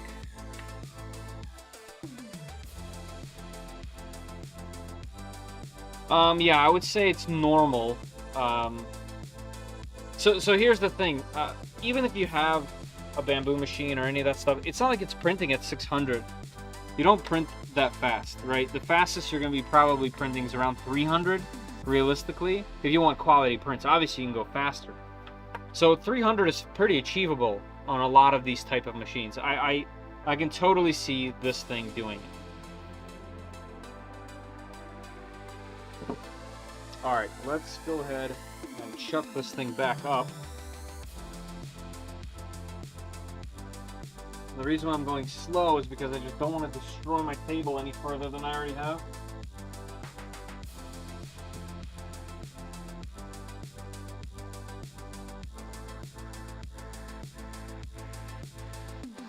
All right. Let's get our tool head out here. Cool. We're getting closer. Let me do a little cleanup. I'm likely going to need all these tools, but at least I won't have them all here at the same time.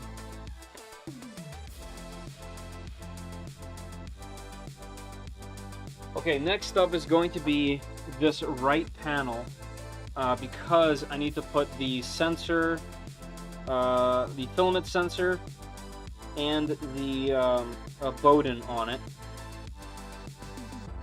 And then I think we should be good to start, because nothing else will be in the way, really. It looks so beautiful. Yeah, it's definitely good looking. Ah! Alright, we did that. This wasn't as helpful as I thought it would be, by the way, this video. So there, like, this photo is all I got, but it's a panel, and it looks like I gotta attach this to it. Going upward like that. And this guy just dangles bojangles.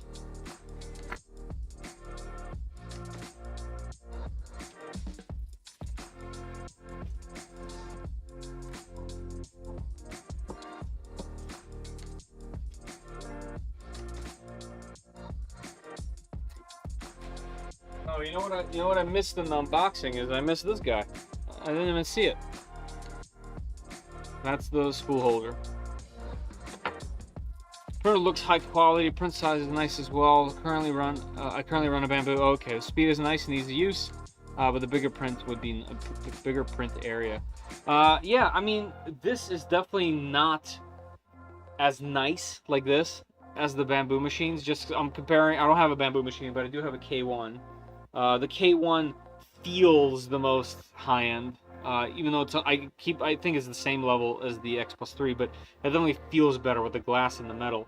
This is all glass. I mean, this is all metal, but it's not sophisticated, right? Like the Bamboo Lab is a very sophisticated high-end machine. This is not sophisticated. This thing is like brute force. If the Bamboo Lab is like obviously this is just the thing I'm talking about, because let's say it's if it's like an R32, R34 Skyline, right? If it's a Skyline, if it's a Nissan Skyline, then this is like a Camaro. How's that? I just don't like the bamboo cloud printing. Yeah, I agree. I don't like that part about it either. I have a feeling they're going to... This is just wishful thinking. I have a feeling they're going to open everything at some point and be like the heroes of 3D printing. Some friends of mine just got a bamboo, and the bed looks a bit small. Yeah, it's small. The K one's the same. It's really small. But that's okay. It's a very common print size, very usable. All right, so this has got to be the back panel because it has this hole, or I guess the side panel. In our case, this side panel. Yes, that's this side panel. Also, this looks nice. These panels have a really nice texture to them. All right, we got the doors.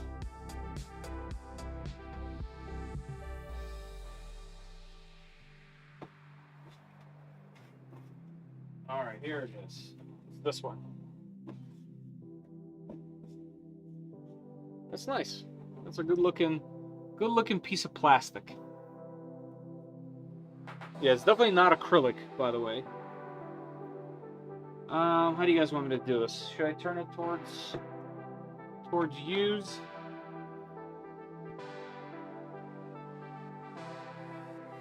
Let's go this way. Right here. Let's move this back a bit.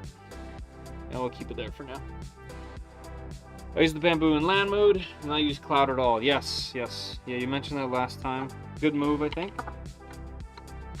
But it's not that. It's the fact that the way that they want you to use it is sketchy, right? I guess this is an option. They knew there was going to be some, like, they have this available because they knew it was going to be some issue, and some people aren't going to care, and they're going to get that info.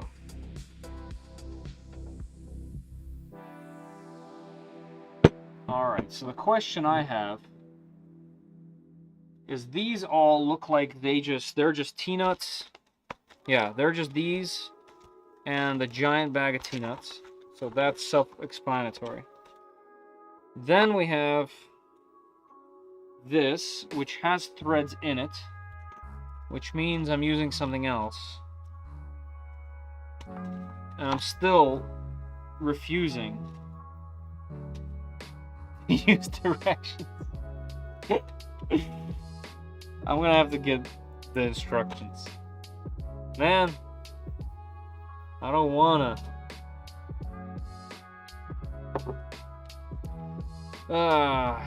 Flying Bear, Reborn 2, assembly. Hey, look at that.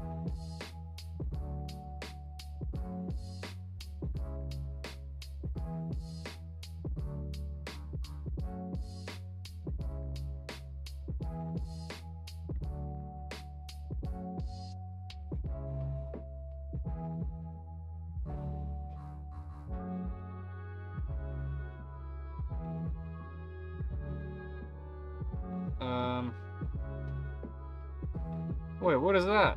What's this? What's that? Do I have that?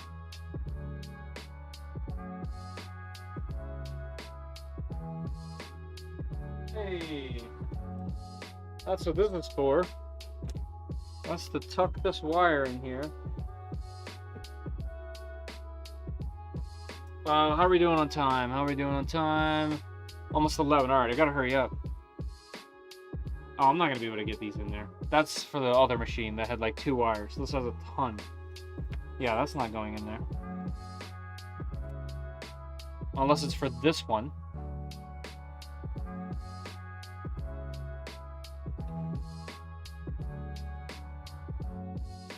Which I think it is.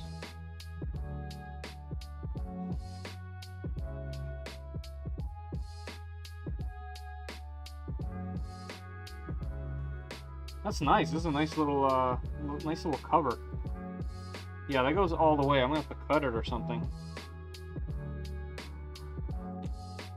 Do I need that really?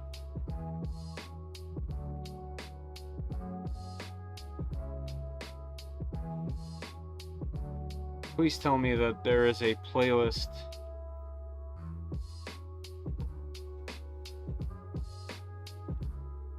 Of course, there's not a playlist. There we go.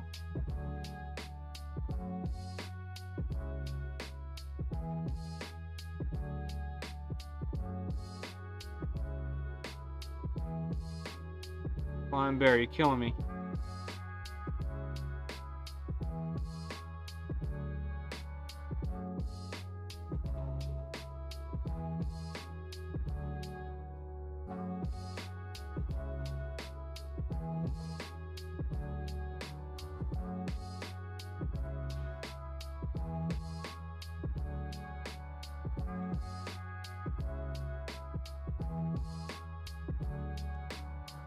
Doesn't say which ones we did that. Whoa, wow, okay, hold on. I missed a bunch of things. After 2 hours in, still haven't laid any plastic. No. That's not how we do around here. I'll do it wrong 4 times on my own, and then I'll go back to the instructions, and then I'll do it right, and then we'll print. It was an upgrade. I just removed my message, trying to see if there was a reply option. Oops. Oh. It's an upgrade on my under Aquila, but now something bigger. It was in the box. Yeah. Try to avoid dealing with any kind of firmware because it's over my head. Starting to do some major upgrades on my under 3 Pro. So I got a Big Tree Tech board coming tomorrow. That means Marlin. Any advice to complete newbie to firmware? Firmware is only hard because it has been just difficult to enter in. But in my opinion, Klipper has made that much easier. I know I might say that too much. But one weakness I always personally had with any printer was always firmware. I hated compiling it. I never fully understood it. Code's not my thing. I'm on the design side, on the front end side of design and video and stuff. So I always kind of avoided code. But when Klipper came along, just the fact that I don't have to compile anything, that part really just made me love it.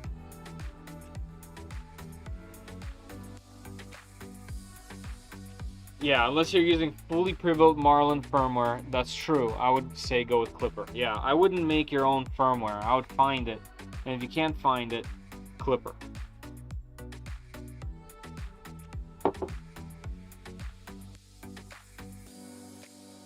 Alright, so that wasn't very helpful. I'm going to assume that they're just using these for everything, and if not, well, then it is what it do. Dump these bad boys out.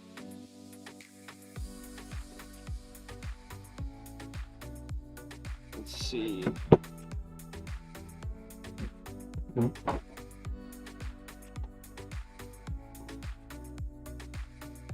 That's definitely enough threads. So I'm on the right track.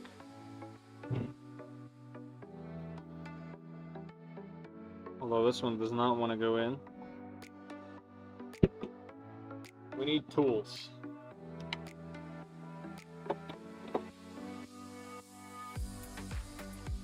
Power tools.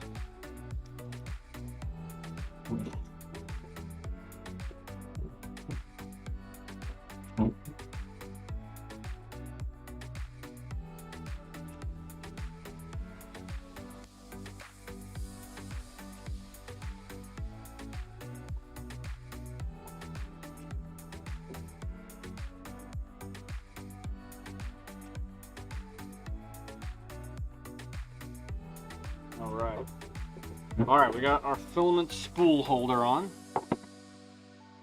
It's part 1 complete. Oh, what we got going on over here? Hey, Jose, thank you so much. That is very nice of you. I appreciate that so much. Thank you. Renovic, Technica, Caleb, Matthew. Both Matthews, look at that. Welcome back to the YouTube crew. I should have some videos coming up within the next week or two.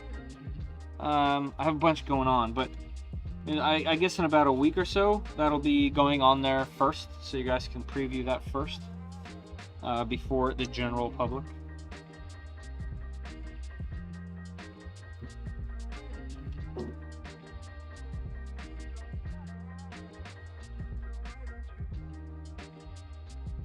All right, we got that one.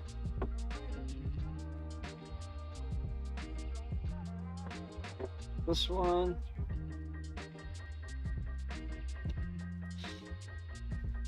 Tighten sesame.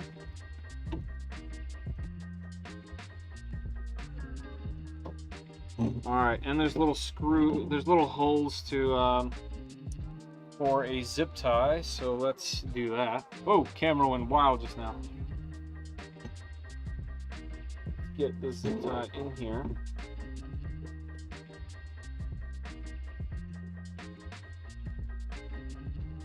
So that we can put the cable over there.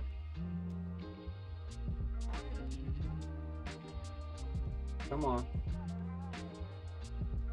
Come on.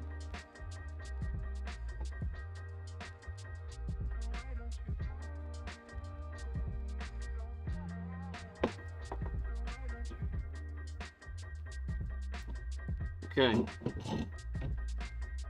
I need 1, 2, 3, 4, 5, 6 of these with T-nuts.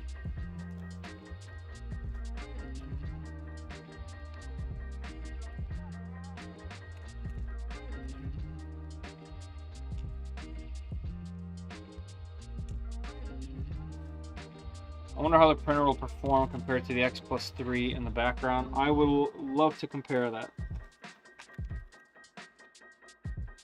I think it will do the same, a little bit slower with slightly worse quality, because it doesn't have the calibrations that Klipper has.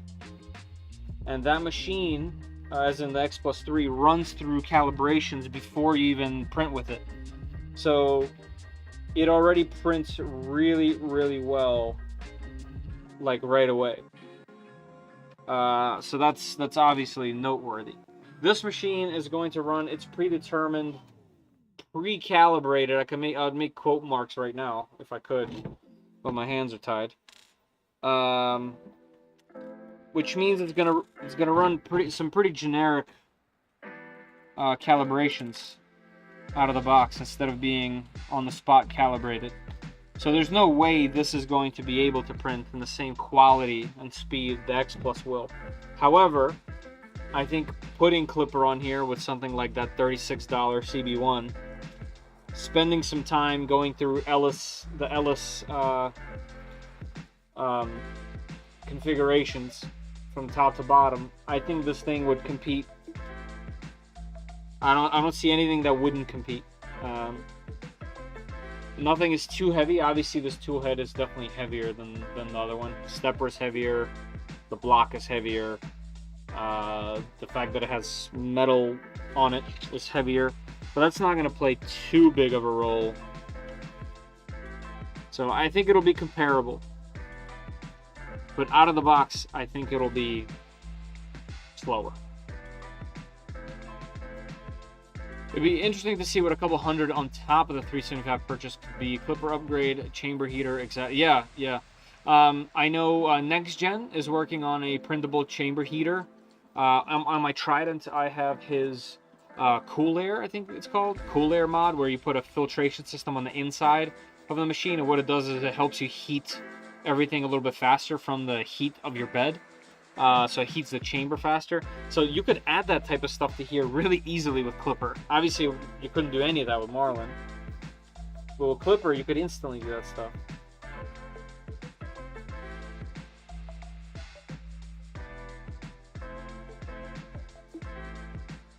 What are these holes up here for? Hold on, before I throw this on there, let me make sure I'm not missing some main part here.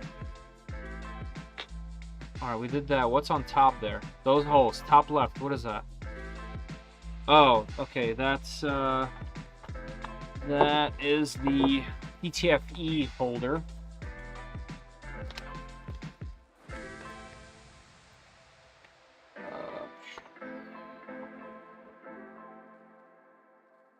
I mean, there's a lot of human effort trying to.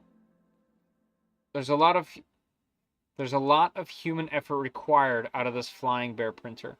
Yeah, but not anything crazy, honestly. I don't. At least I don't find this.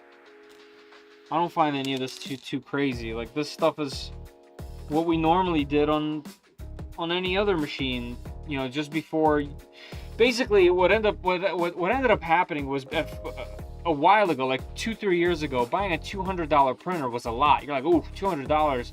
That's a good amount to spend. You know, maybe you had a little more and you were like $300. You know, you're really pushing it there. Now, $600, $700, $800, $1,200 seems like it's pocket change for people. Why wasn't it like that before? The economy must be booming or something. So I don't know. It's all in how you think about it, I guess.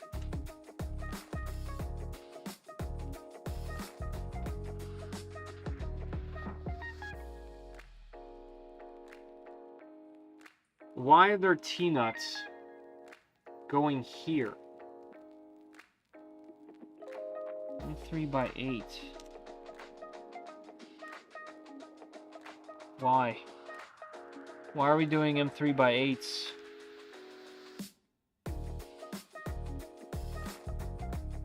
Alright, hold on, guys. I'm missing something here. I see the thing. It says M3x8, 2 pieces. They gotta be a little longer. So we're using 2 of these. But then it says 2 T-nuts for that. And why would we use 2 T-nuts for that? I guess that's just how this is held. Nice, easy piece through the acrylic. No need for anything extravagant. I guess that's why. Oh, looks like my chat's not moving. Hold on. Oh yeah, I missed a bunch. I heard this printer's a little rough out the box, but it seems like the hardware is worth a little effort. I don't know. What do you mean by rough? Like the quality? I believe that. I was trying this printer because good bones needs upgrade. Yep. Okay. Yep. That's a good way to put it. Yeah. That's my prediction.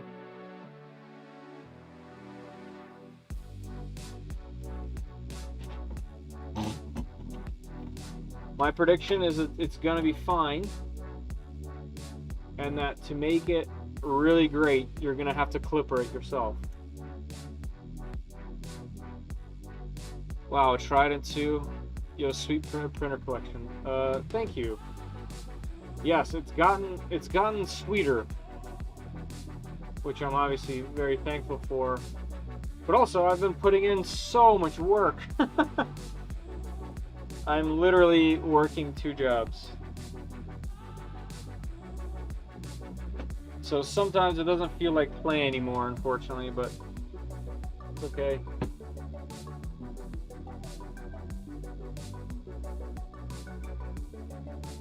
Alright, let's see if I can get all this to go into its spots.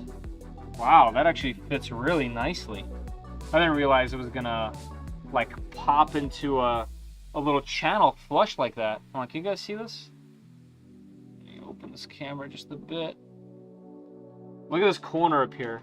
Super flush, very nice. I kind of thought this was just gonna sit out, like on the Voron, for example.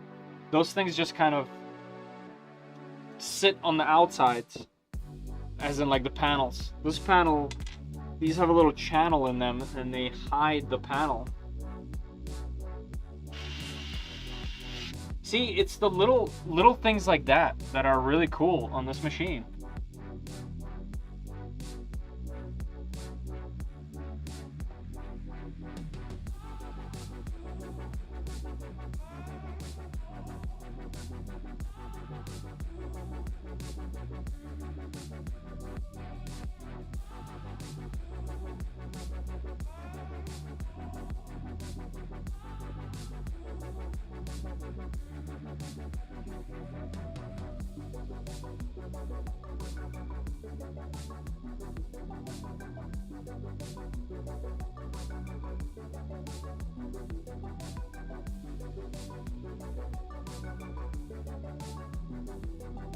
Yeah, that's slick. I like that. Nice panels. That's cool. Alright, so for that cable, this cable should go through here it down a little bit. And I'll plug into here. Like that. So it needs some space. So let's give it some. And then it can get zip tied.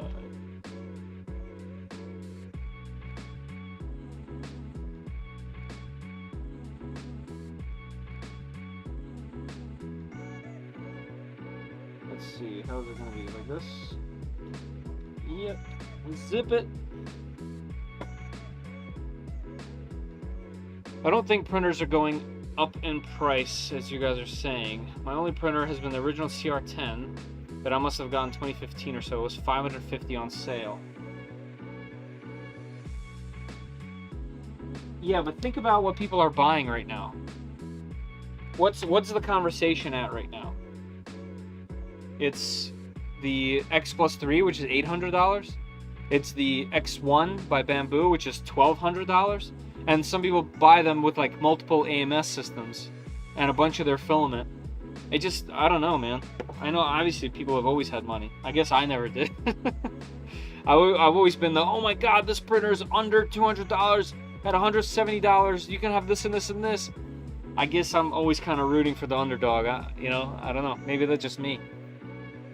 Enclosed Core XY printers have a lot more going on than a bed slinger. Yes, they do. I say printers are getting cheaper. Look at what you get with the X Max for $1,000. Yeah, it's a lot of printer for that money. I agree. Yes, Zumi, we definitely missed you. What time we got? 11. All right, so it's 11. That means there's about an hour left in our giveaway. So head to the pinned comment and at the top of the chat there and enter into the giveaway. You must be present. You have to be in the USA, and it's a chance to win a roll of PLA Plus. Yeah, but people send way more than that on Ultimaker. Spend more than that. Yes, they do. But that's mostly schools. Like, individuals aren't necessarily buying those things. And if they are, they made a big whoopsie. Alright, we need a PTFE tube.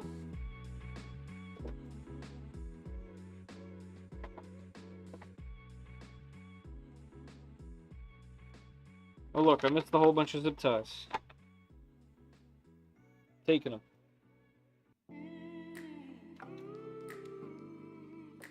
Let me put them into this one. These zip tie holders over here are so nice. These containers, can you guys see those from over there? This one holds kind of like little ones, and then the one next to it has a second piece that holds the taller ones. I know they're hard to see over here, but very nice little doodad. I really like the cheaper printers, but also feel like everyone also needs to get at least one printer you can 100% rely on. Yeah, I agree with that. I'm just a dirt poor girl and can't afford anything fancy, so my only option is to slowly upgrade. There's nothing wrong with that. That's what I've done for many moons, and I had so much fun, and I made so much incredible stuff on the most budget machines. And yeah, like yes, I have these things, but if I didn't, I think I would still be printing the same stuff and doing exactly the same stuff. I think it's just I think some people like to flex on the internet, and because it's not, like cars that cost a lot of money, it's just printers, and they're technically not that much money. I think people just like to flaunt a bit.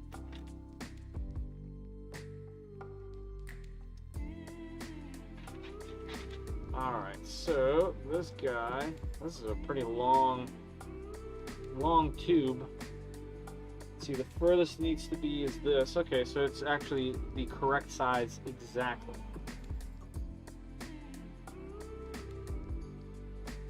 Alright, there you go. That's the PTFE tube. Ow. It's definitely on the longer side, but it's not too bad. And I technically don't like to zip tie it to anything, because I don't want that to pull any wiring or wiring pull it. So that's good. Okay, so I think we're mostly set up.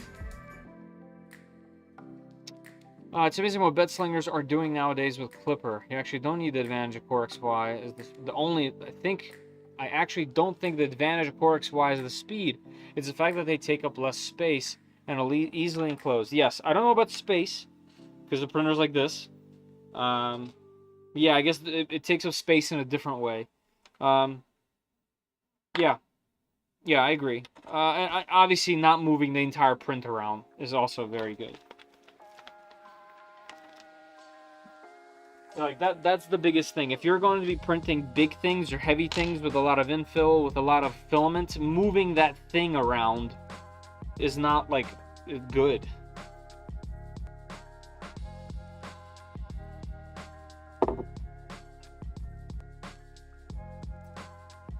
I don't see the pinned comment. Oh, I'm sorry. Yeah, it should be at the very top. Very top of the chat.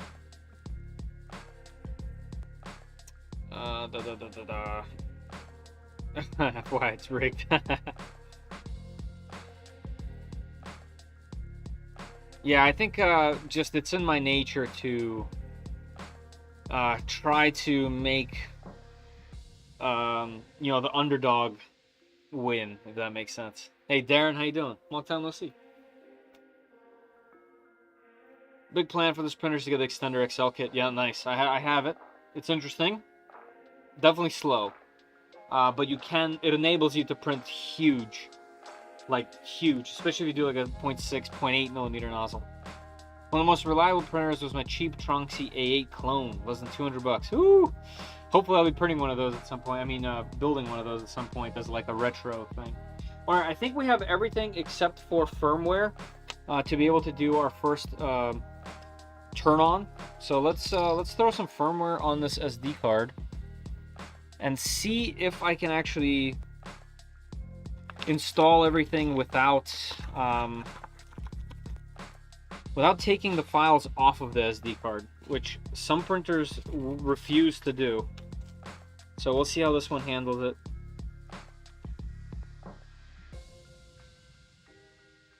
So I want to keep the files on there. All right, okay, let's go. Let me get the firmware on the SD card. All right, SD card is here. So there's just one G-code file, R2 test. That's it. Let's open this. All right, we have assets and Robin Nano bin. Throw that on there. I'm going to try to keep that test on there. The other Robin Nano boards didn't need it, so that's how we're going to play it. I'll escape. Better, did you make a deal on that ANET? No, actually the person is in Florida and had to leave. Like, they were in the evacuation zone. So when they got back, they were like on vacation, and then they came back, or they came back and they had to leave, which obviously, you know. So they, when they get back and they're safe and everything's good, they'll send me a message. I'll make an offer of some sort and see if I can pick it up from them. All right, I need power. Full power, baby.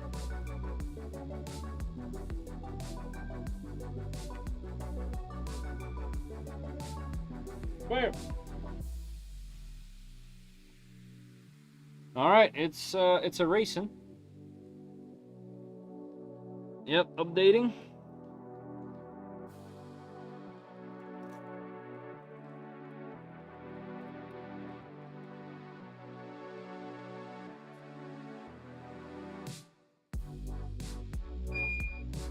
Heyo.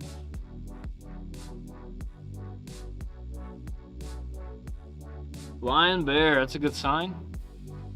Got the fire extinguisher. No, we'll see what happens. But the sensor is lit, so that's good. Assets updating, erasing pics. Yeah, I mean, I did see some posts, and people definitely concerned about this thing. I guess some people ran into some runaway issues. You know, I'm gonna assume that they're either early models. There was some issue that can happen on any single machine. I'm just gonna see how mine does. By the time they get back to you, it may have been water damage too. That's true. I'm ready to see the magic. Hopefully not magic smoke. All-time favorite board is a Duet. I hear good things. I'm going to try Klipper on the Flying Bear. All right, yeah. So it's just literally going through all the files and installing them. All right, you know what we can do? Meanwhile, we can install the PI bed.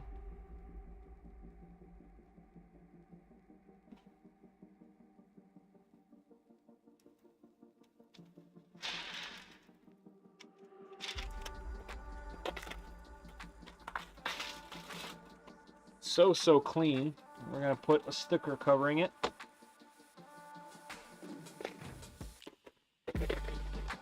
F1 Hot Rod, thank you for subbing to the channel.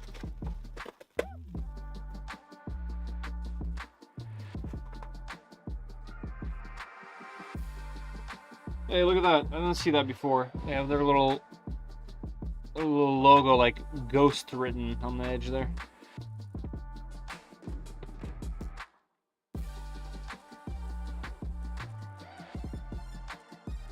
What firmware? This runs Klipper. There we go. We're already up and running. Not Klipper, sorry. This runs Marlin. Got distracted. The colors aren't showing up on my camera. This is like, they're like bright green and yellow. I actually like this interface from using it on the other machines.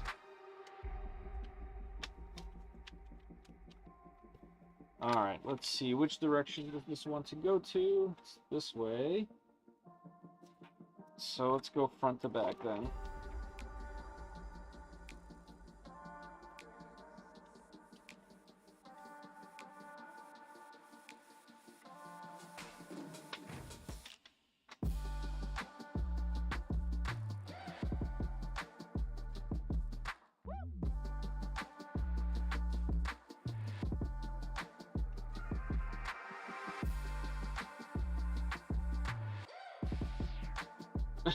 Look at the position I have to to be able to do this.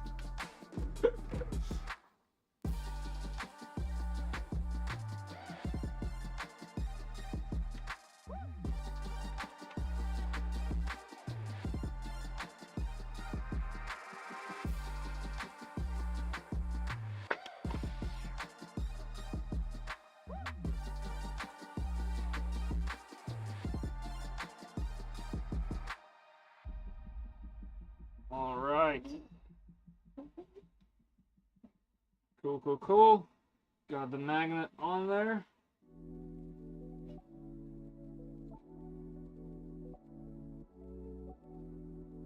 Sweet.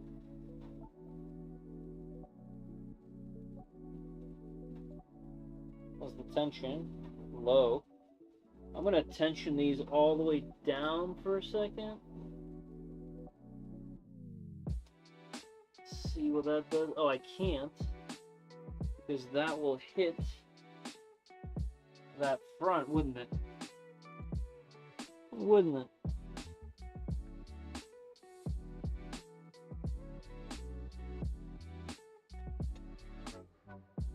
Yeah, it would. So that is as low as that's gonna go. Interesting.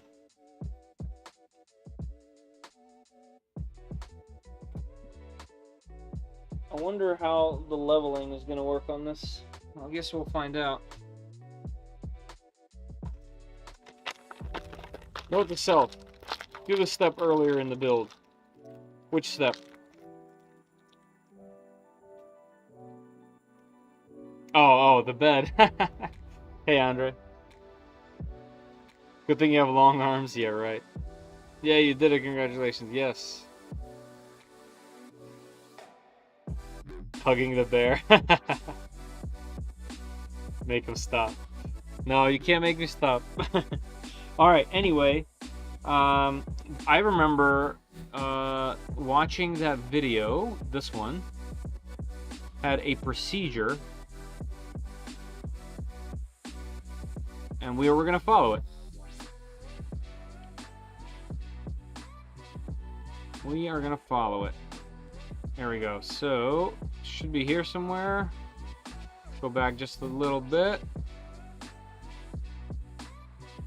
That's the way all 3D printers work. And have since they were designed. Whoa, yes. Yeah. Huge air bubble? Yeah, hopefully not. Oh, I missed it again. All right, hold on. Okay, move and home. Okay, move, home. That was the bed trying to go down. Obviously, it can't go down anymore. Alright, so far, everything's nice. There we go, it tried to go down again. Obviously can't. Coming up. Which is why I don't understand why people bother. It really doesn't make that much of a difference. Some people like that aspect of the hobby, I do not. Which part are you talking about, Zumi? Like getting the latest and greatest?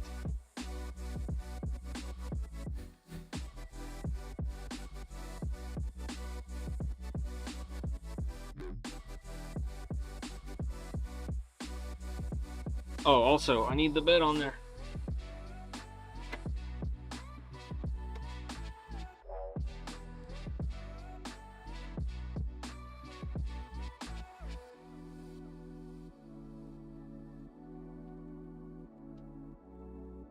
Let me find a good spot for this camera so you guys can see, like, all of it.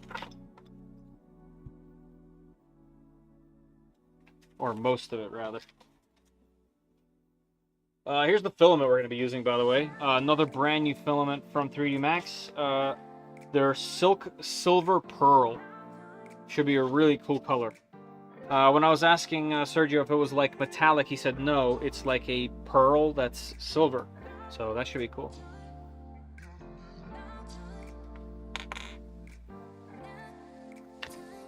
Oh, it's going to be right there, huh?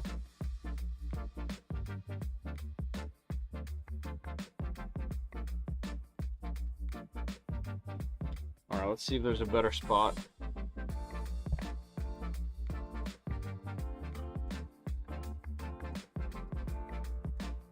There we go. It's going to be a little bit in the way, but it's fine. Also, it did stop at a nice spot. Can I get this higher? You guys see that? It stopped like... I would say 2 millimeters away from the bed. Alright, so return to 0. So this is how it is at home. Then we are going to put the bed all the way down. Tighten 4 horizontal nuts clockwise.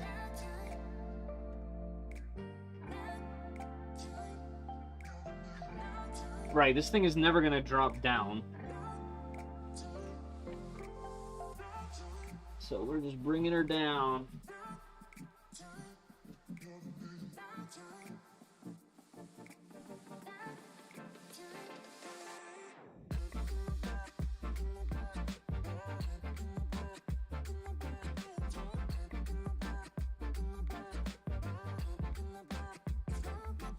Also, I was talking about this in the Discord. This thing has a ton of space for spools on the inside.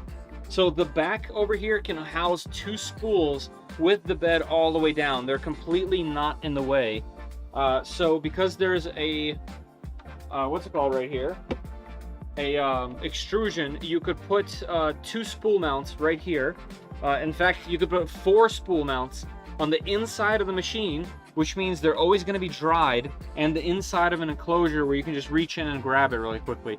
I'm going to do that eventually because it seems like an absolute no-brainer. Hey, Philip, how you doing? I have a Beagle cam, by the way. That was one of the things I wanted to do in the unboxing.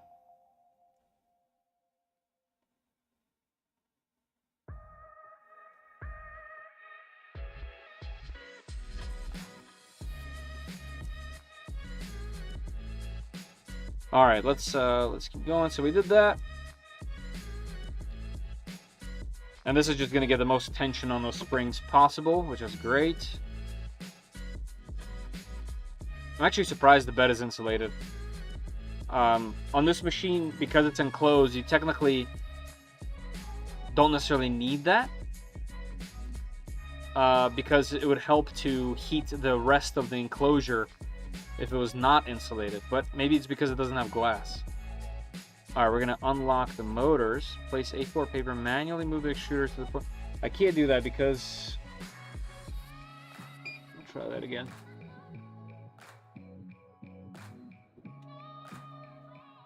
I can't do this next step because... Oh, they want me to manually do that, huh? That's kind of odd. Oh, I see. I see what it's gonna do. Okay, never mind. I can do that. Okay, we're gonna do it with our Chitty Tech little paper. This guy. Alright, turn the motors off. This is just to get the bed level with the rest of the machine. I thought it was doing something else. This is like back to the basics. Because Marlin.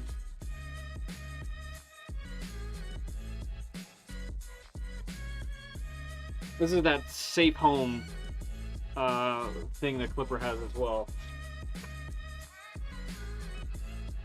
Where it goes to the 4 screw holes.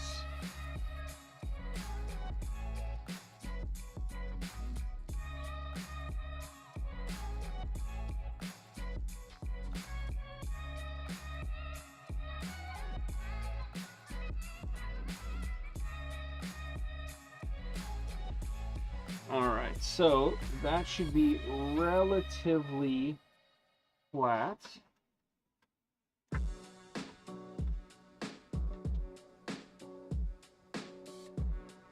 Go around one more time for safe measure. Yep, pretty good.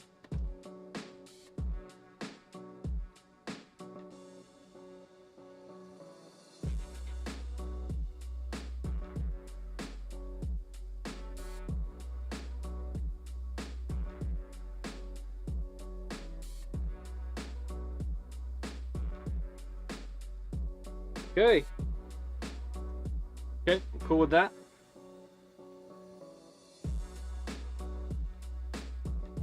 I never had any luck of trying to level the bed with paper, really. Eventually I got a test measured on the go. Yeah, on the go is pretty good, but I always do paper once. Alright, so we did that. Yeah. What's next?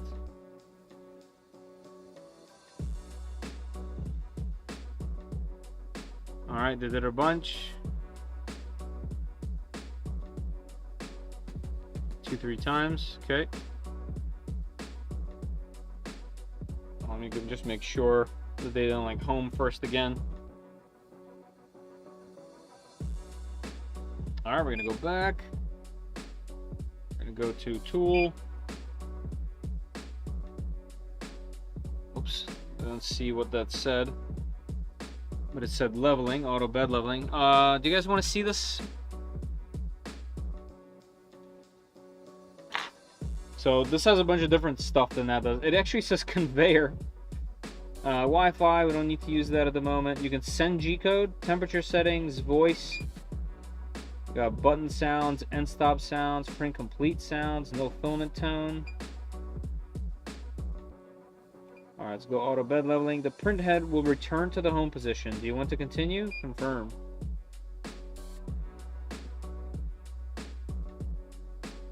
It's completely silent, by the way. Zero noise. Also worth noting that the hot end fan is not running. In fact, I don't think any fans are running. If they are, I can't hear it over the music and that printer running, which is nice. Alright, so we have our little printout of everything. Can I heat the bed from here? No, I'm gonna go back and I'm gonna heat the bed. How do I go back? I don't want to do leveling on a cold bed, and hopefully here's the test. Here's the test. Remember I said in the beginning that sensor, I have a machine that runs that same sensor and it can't do it hot. We're about to do a test. So let's go preheat, hot bed. Let's go 70. And you know what? Let's go to 150. 150 on the hot end. And let's see how all that works. At which point is the fan going to turn on the hot end?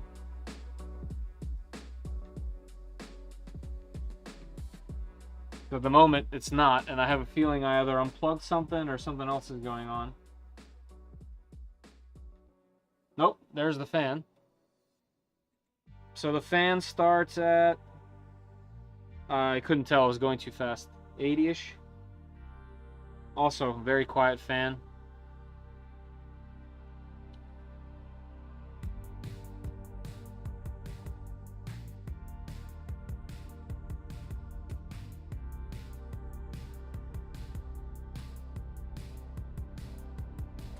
Yeah, Marlin, no, it went higher than 50. It was at like 80. Alright, so the hot end got fast, got hot very fast. The bed is at 62 already. So because this is using mains power for the heat to the bed, it got hot super fast. Wow, it's at 66 degrees already. Yeah, wow, okay, that was very fast. So let's see, 70 degrees. We're at 150-70. That was seconds. That couldn't have been a minute. Okay, that's cool. I like that. All right, the main test. Let's go back to Tool, Auto Bed Leveling, confirm.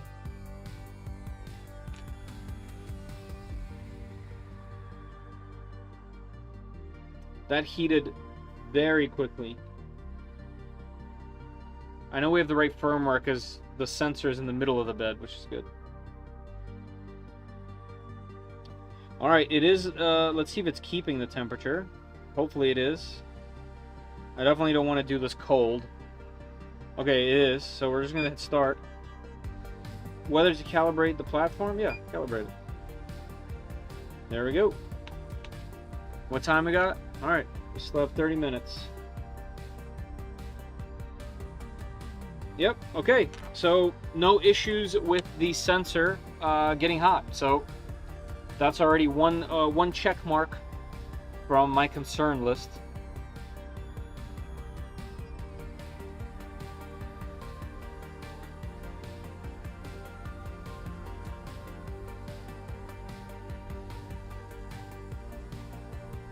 You know, I'm so used to this portion being extremely fast on all my other machines because whenever I have any Klipper access, I make this part significantly faster because there's no point in it moving slow, right? It just needs the sensing part to be accurate. The rest can go, you know, super fast.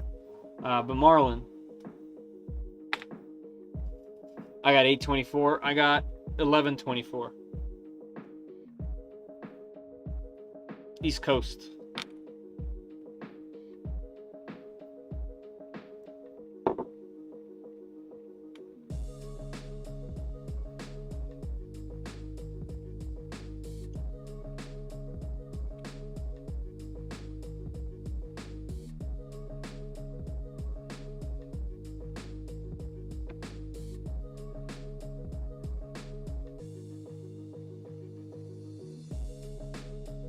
All right, so this part is actually going to take a minute.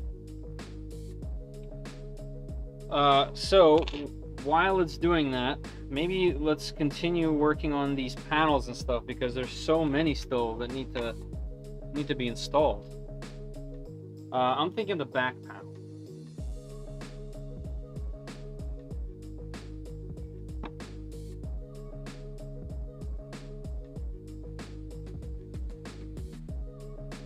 The back panel is the only one that doesn't have anything on it.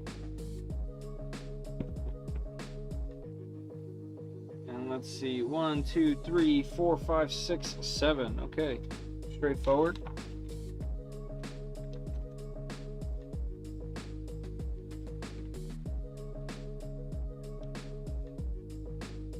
So many working makers.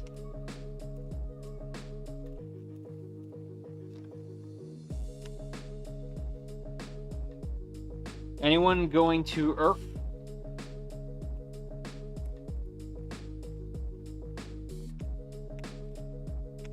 I will be there, I think, both days, and then There's also a Creality specific thing not too far away from there, which I will be attending. I believe it's free as well. I'm not sure exactly how that portion works. Maker Fair? I don't remember what they called it. Maker Fest? I don't remember off the top of my head, but there's definitely a Creality event after.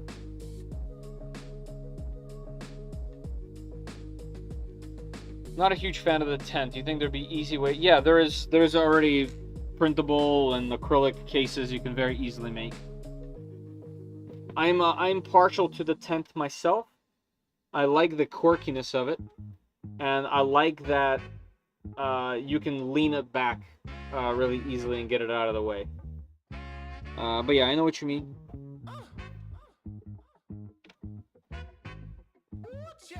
You should get readings on the thousands on the thermistor. Oh, I thought you were talking. I thought you were talking to someone else.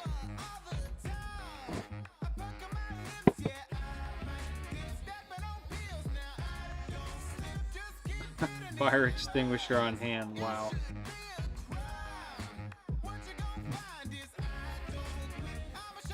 I ended up retiring the Aquila after it became really unreliable and kept failing prints. That's unfortunate to hear.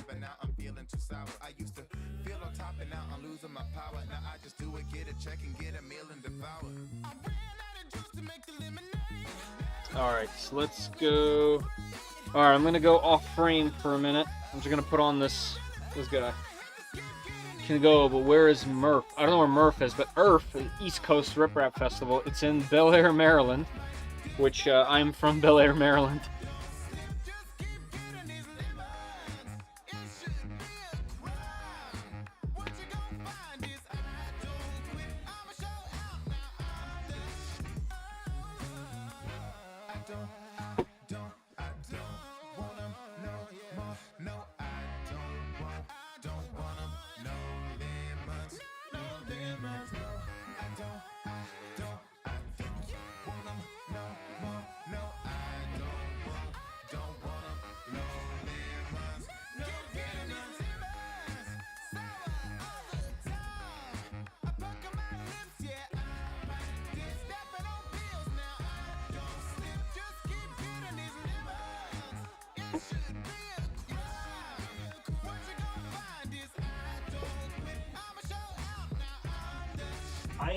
I really like how flat these panels go. The flush mounting is very nice.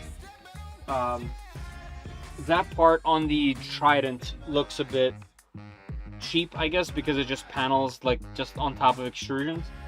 And yes, on the Trident they have foam, which you can obviously add, but this the panel goes inside of the grooves, which is very nice. I like that.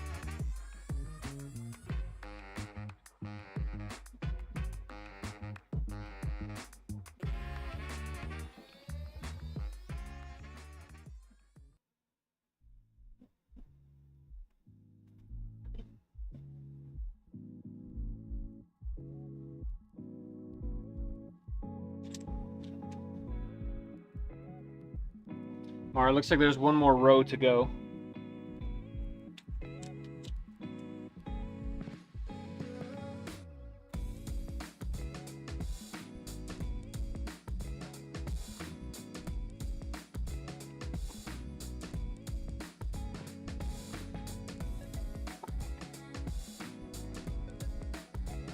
And then we'll do the Z offset.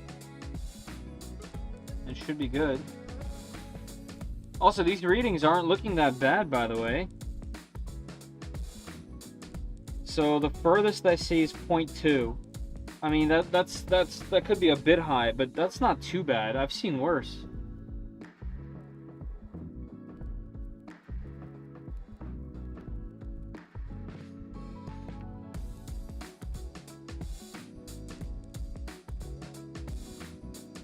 Cool.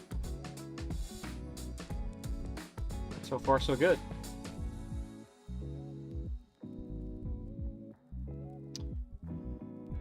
My Aquila X2 is killing it still. Yeah, mine still prints whenever I ask of it. But I don't use it nearly as much now, obviously. But I did for many, many moons. I've probably had 5 or 6 Aquilas myself. The originals, not including the Pro or the D1 or anything like that. I'm talking about the original Aquilas. I used to have a bunch of them. Oh, we're done. Note the distance between the nozzle and the platform, about the thickness of a sheet of A4 paper, which you can adjust up or down using Z offset. Very nice English. Confirm. Okay, so we're gonna hit Z offset.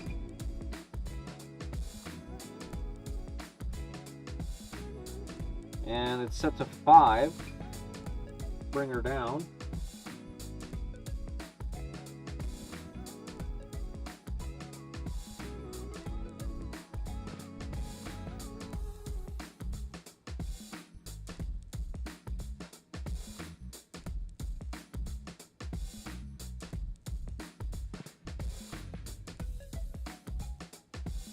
All right, getting close. Be somewhere here.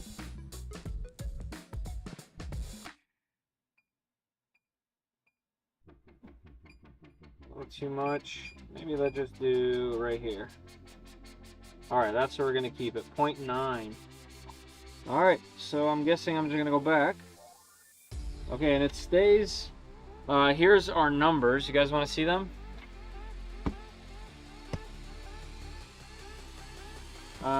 How am I going to show you them? I know how. We have the technology.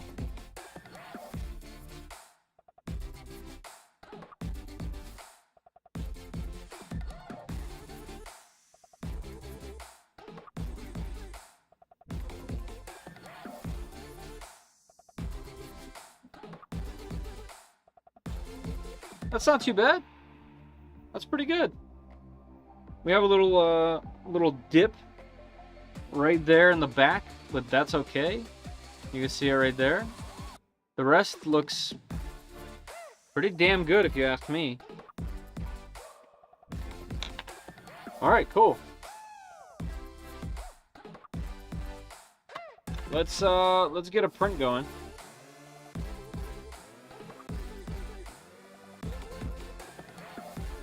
Image, auto.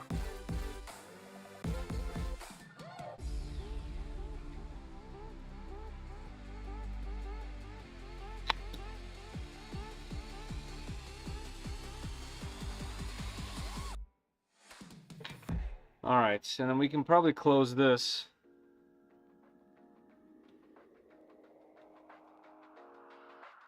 Yep, we did that.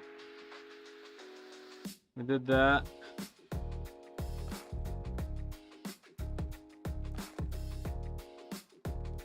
Just go back. Now, is there a save?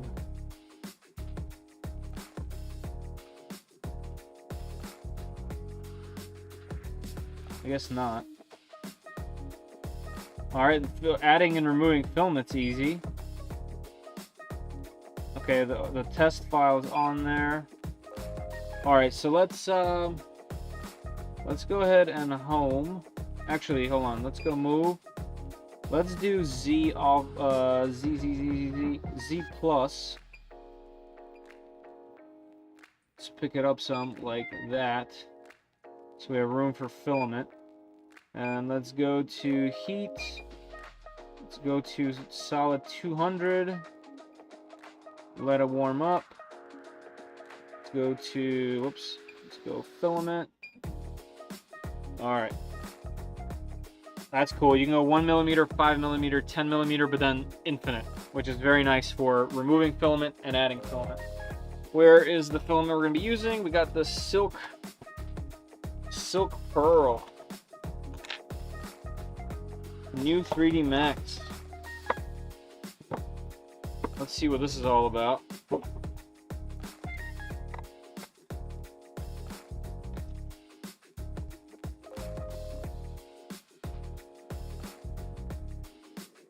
Oh yeah, nice shiny.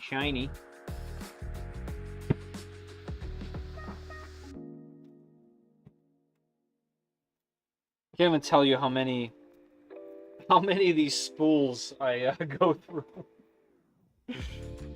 I pretty much almost exclusively print with 3D Max whenever possible. I'm obviously like printing with a specialty filament at the moment on the other machine, so that's not 3D Max, but everything else which I print off screen. I've been actually printing a lot more lately than I have in a while. Like, I've just been printing a lot of stuff for the house, a bunch of random things. I'm actually planning on printing a bunch of dragons for just giving to the kids in the neighborhood. Like, they all just started school, so I'm gonna give the bus stop all those little dragons, like things like that. What's going on here?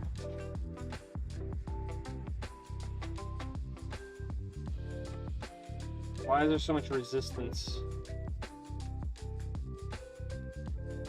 Is this thing on too tight? Let me loosen that a bit.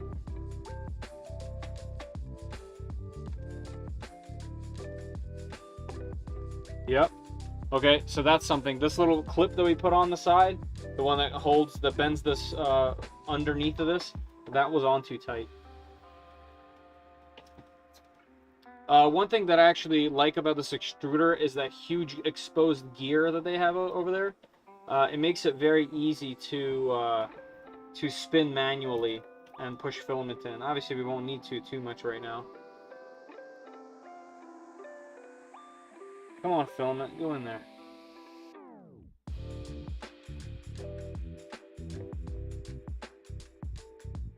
There we go. So right now I can help that filament jump in there like that, and we're in.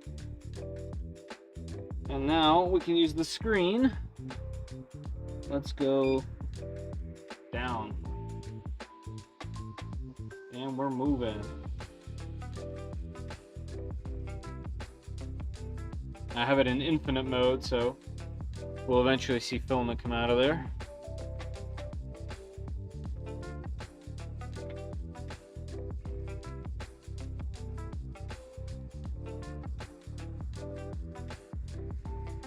Isn't Flying Bear a Russian bomber?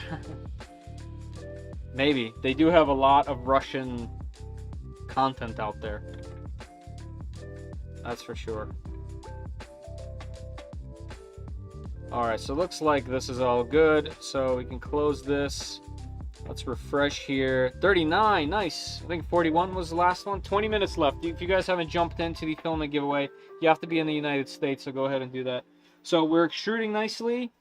I'm going to go ahead and hit stop. Let's go ahead. I'll let that hang out there for a bit. Let's go back to printing. Let's see the test. Test information. Print this model. Yep, let's print this model. Confirm. Alright, no preview on this one. But we have all of our stats. So it looks like this is supposed to be a... Does it tell us how long? 12 minutes? Oh no, that's just how long it's going to be printing. So no, we don't know how long this print is, but we'll see where we get.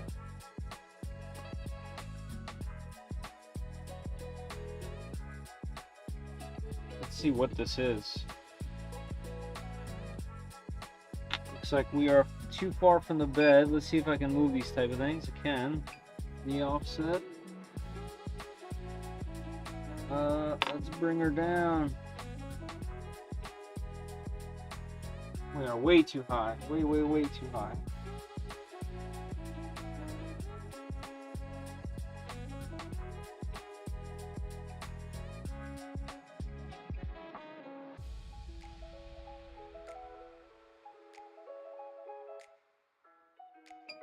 Why are you so high, printer?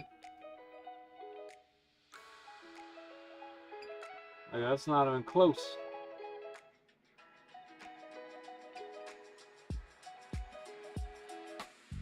There we go, we're getting closer, I guess. Can't see, I'm gonna have to restart this print, but now I just want to get it to lay the filament down. So we have the Z offset correct.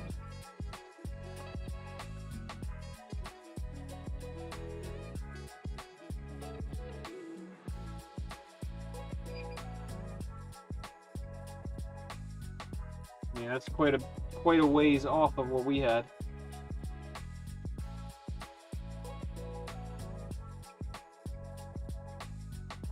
There we go.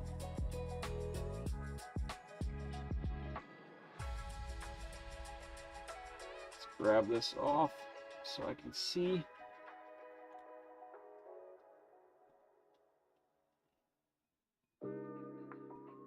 Yeah, that's looking good. This is a very large print, whatever it is. I don't know what it is. There's no preview, it doesn't actually say. But that's looking good now. Alright, we've obviously missed quite a bit. I don't know if I should restart it or not. I guess we should.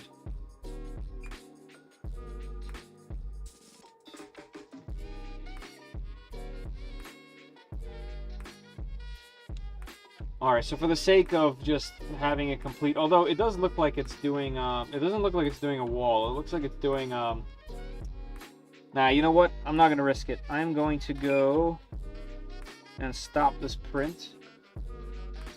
It does look really good now. But let's stop this print. I'm gonna cancel, confirm, reloading. Stop printing? Oh, confirm. What's reloading? What's reloading? Oh. That was like a pause. Yeah, we're gonna hit cancel on this.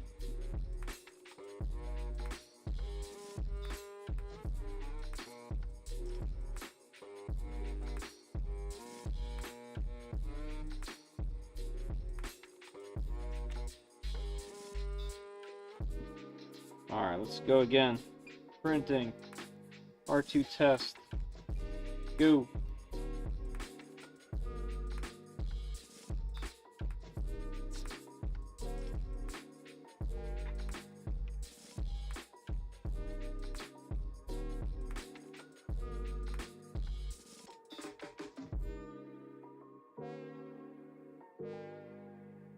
So weird to see a printer like this with the bed all the way up. Yeah, they're all like that.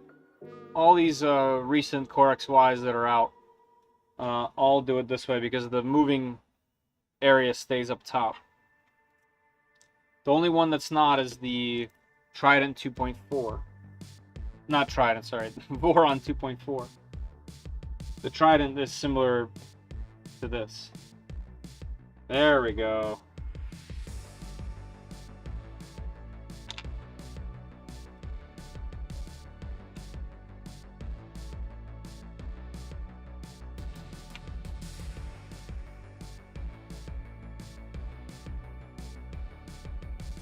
Even go down just a hair more.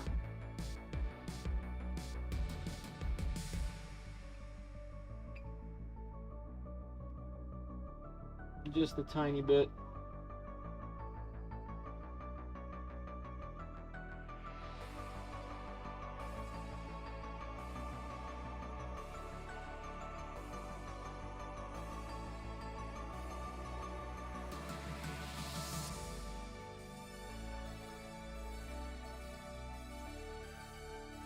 I guess, you know, only time is going to tell whether this type of thing that just happened was the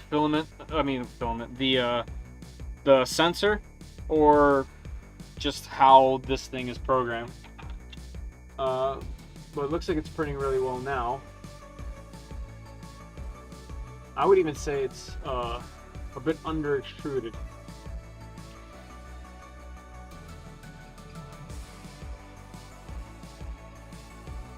Let me get these layers touching. There we go.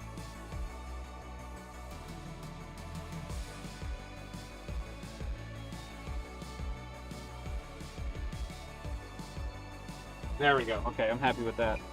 You know, this thing is begging to be clippered and tuned.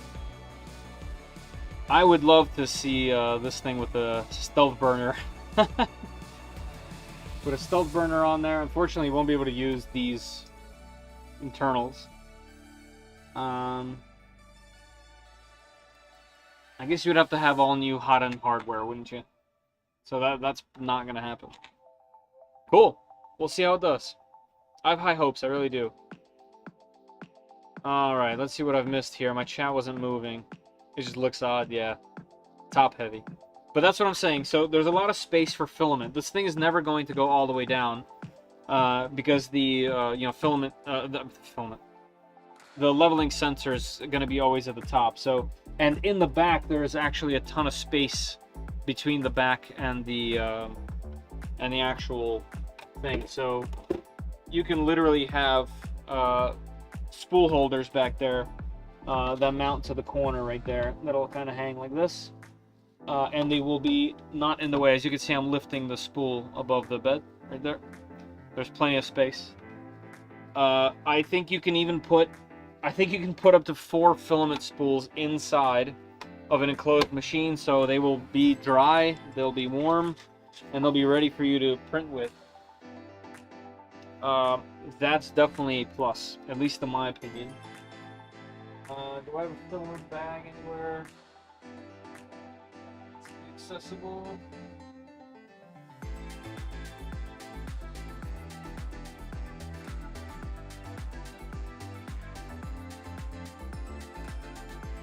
Alright, so we have 11 minutes left in our giveaway. For those that haven't jumped in there, go ahead and there's a link in the top of the chat that's pinned for your chance to win a free spool from 3D Max. Is your noise cancellation on it? It is, because I have that machine printing right now. And it's still printing, but I can't hear it. This is completely silent. There's no sound coming from here. I have a, not a dehumidifier, but a air purifier down to the left of me. I can hear that, and I can hear that machine printing. This, completely silent. Yeah, there's no sound. Let me bring you guys in.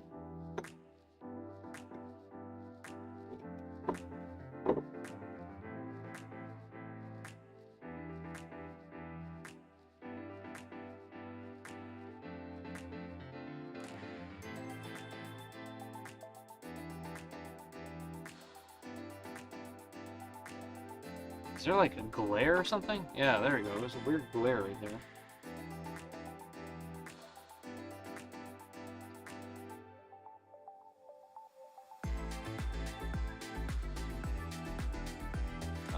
Let's sharpen that up.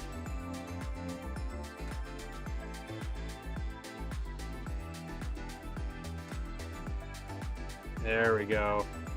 Why is that not sharp? Fixed it. Alright, I have a million pieces of hardware left still. So let's get cranking on that. I guess I can do... Oh, I can't do that door because I have to unplug it.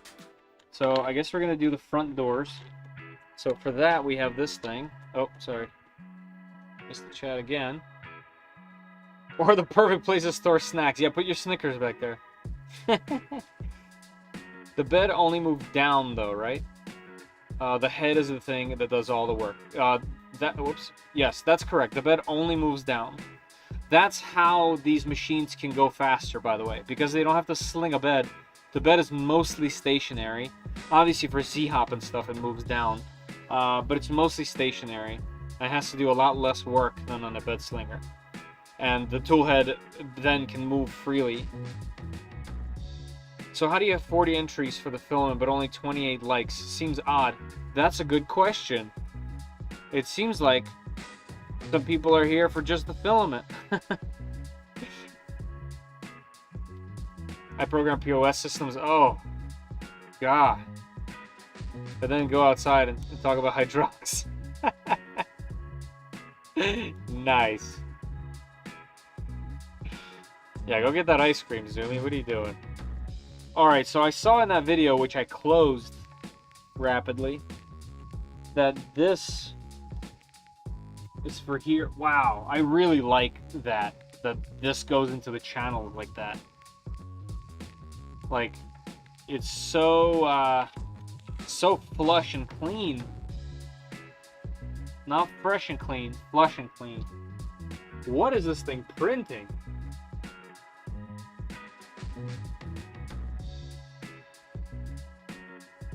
It's pretty wild, whatever it is.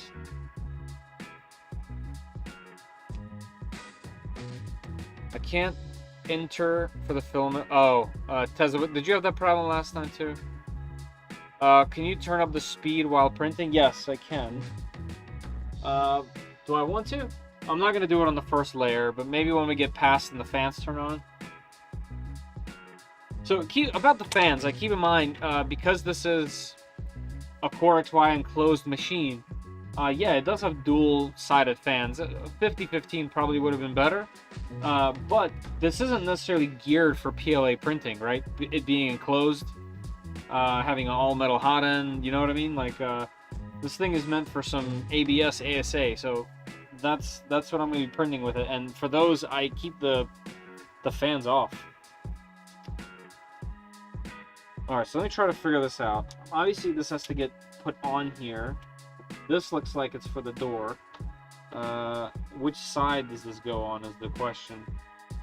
I'm guessing like this. Yeah, that's for the hinge. So this gets 4 of these.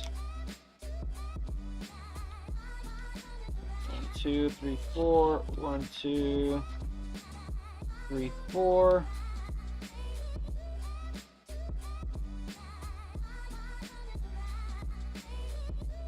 One, 2, 3, 4.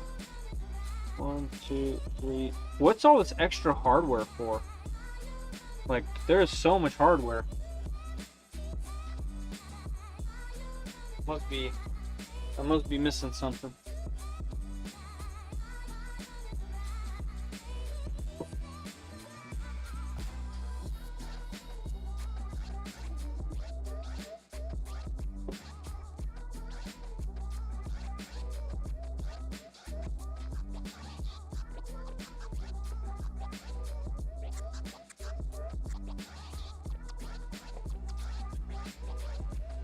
Doesn't matter which side this goes on. No, it doesn't. Let's do the right side. 5 minutes left. Well, I'm glad this stuff comes off real easy. You guys remember with the Trident? That was like a 20-minute section.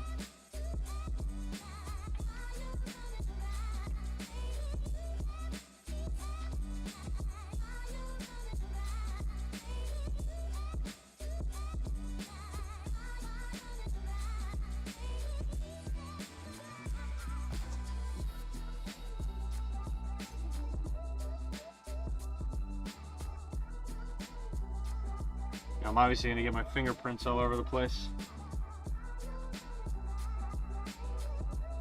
That looks good.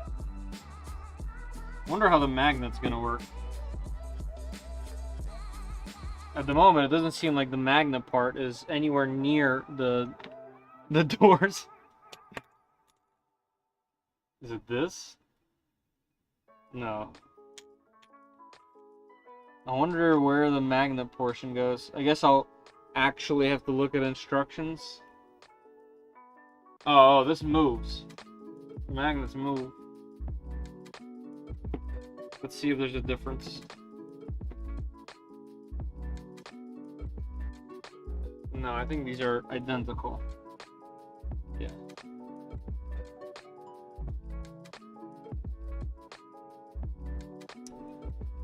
Blah, blah, blah. Oh, I missed a bunch. Ooh, spare parts. Front door, yep. Gotta match or read the instructions. I really don't want to. I'm gonna be honest. Hit the like button. Try to win the filament. I'll change it to thumbs down. More than welcome to. I don't think you would get nylon temps before the front fell off. Nah, we'll get nylon temps. Do you have the new Bamboo Lab printer? 3D Print Nerd was teasing earlier. No, I don't have any Bamboo Lab printers. They've never once responded to a single email that I sent them. And I've sent them a lot. I even applied for the affiliate program so that I can at least recommend their printers, because I do think they're amazing. But they didn't deny me. They just never approved it. I have a friend that's one of their affiliates that has a rep dedicated to him, and he mentioned me like, hey, he's been trying to get a hold of you guys, and they were like, they kind of passed it off. They like changed the subject. So I don't know what the deal is, but they don't like me. I don't know why. 5 minutes left. So you're saying this is the perfect time to go outside for a smoke? Oh yeah. Keep in mind, you have to be here. 2 minutes left. 2 minutes.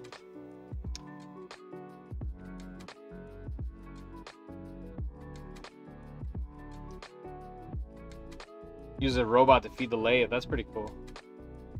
This thing has 350 Hodo. Should easily print nylon and PC. Yeah. Yeah, there's a lot of companies that claim 500, but the other parts on the printer also have to be able to handle that much. That's really, really, really hot.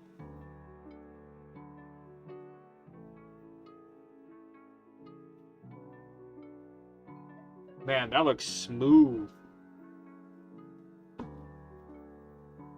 Don't mind where I was literally live leveling. I'm talking about the center. It's looking good.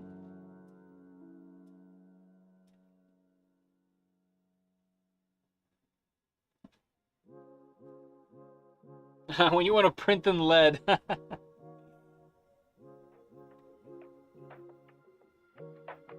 3D Rundown said it took 4 months of emails before Bamboo responded. Yeah, I kind of quit, to be honest. Once in a blue moon, I'll see something on a Bamboo and go message them, but it's never amounted.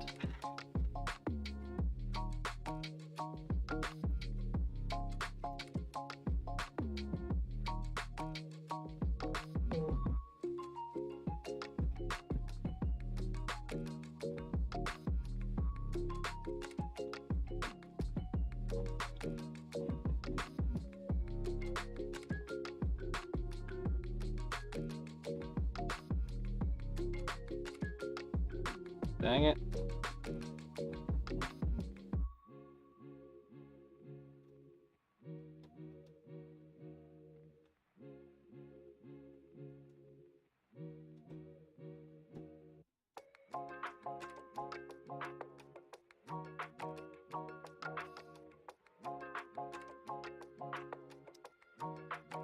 Enclosure installation.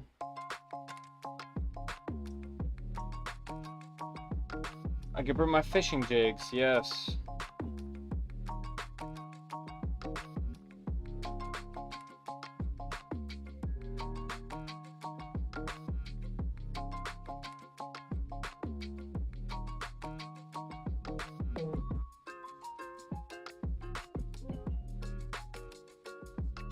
Alright, here we go. So it's actually the opposite of what I thought. It goes the long way. It goes this way. Like that. And it looks like it just uses this same hardware. I want to know what all of that hardware is for. That's there's a lot of it. I remember when Nero tried printing Peak. The whole print head fell off. That's funny. Well, there's your problem. You didn't have your white gloves on. That's true. Ever figure out what model you're printing? No, it doesn't actually say. It just said test. It doesn't say the time. It doesn't have a preview. So I somehow missed that Nero video. I'm gonna have to find it. What machine was it on? That sounds hilarious.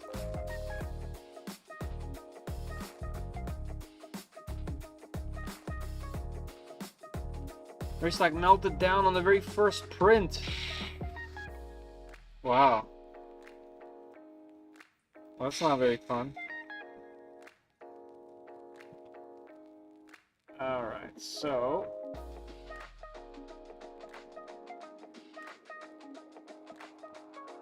okay, did this. Let's check on the giveaway real quick. Okay, giveaway has ended with 40 entries. Let me install this door and then I will pick a winner.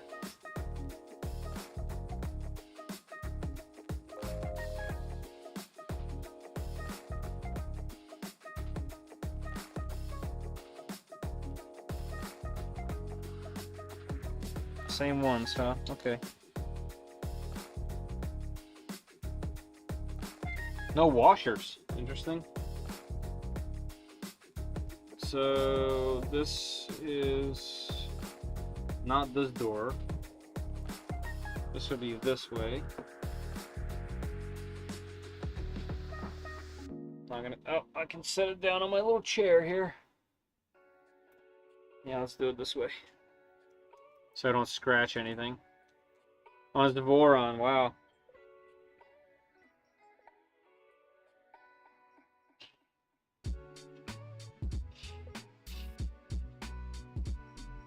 Yeah, I mean, peak is just no joke.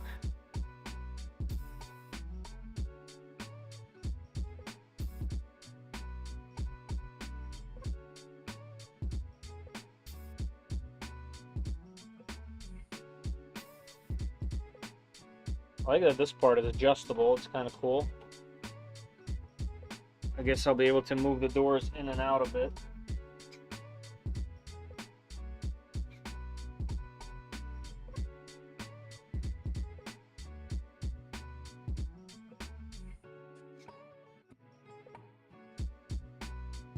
I'll show you guys in a second.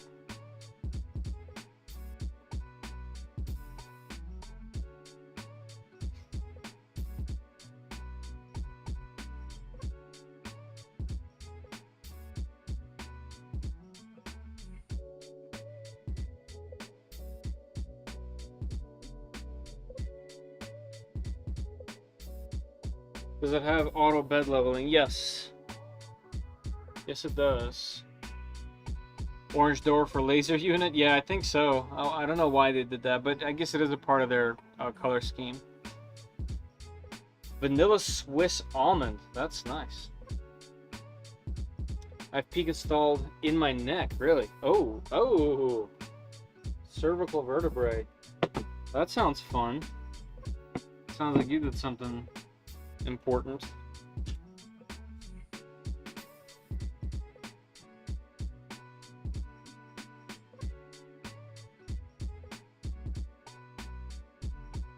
Also, the fact that they use peak, that's kind of cool.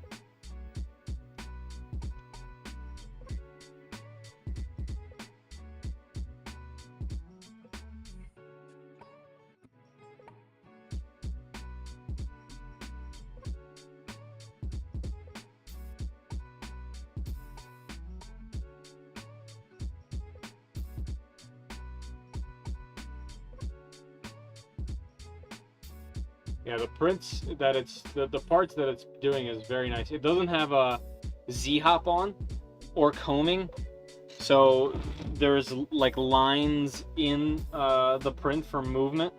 I hate when people don't set that up. Like, there's zero reason not to do it.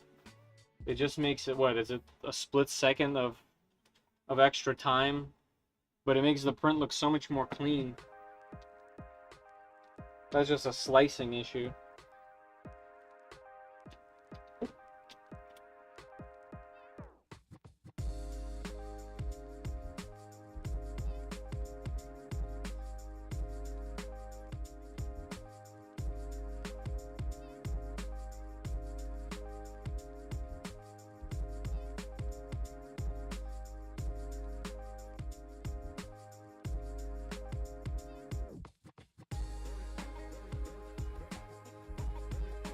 Cool, look at that fitment. Oh, you guys can't see the fitment. The fitment around the door is very, very tight, which is good. And here, it goes into the extrusion, so there's no gap. It's pretty good. They definitely did that part very correctly. Peak is a biologically safe material. Really, I didn't know that. Looks like a great print so far. Yeah, the print quality looks awesome. I would definitely change some things about the settings here that they're using. Like I said, there's zero reason to not have homing not in skin on. Some Z-hop would be fine, beneficial. All right, then, so what do we do for the handle? The handle looks like it goes here, but where's the magnets? I don't see no magnets.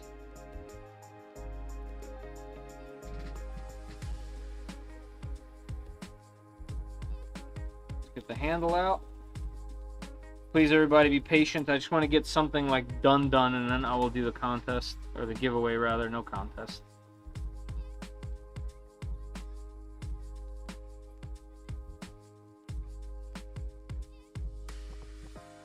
Okay. Alright, I'll do the other door in a second. This just goes in the middle.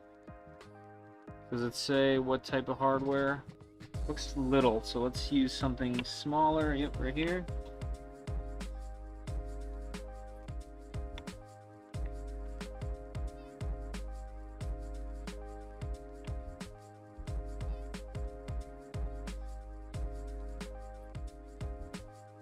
Oh, that's the wrong size. Wrong size.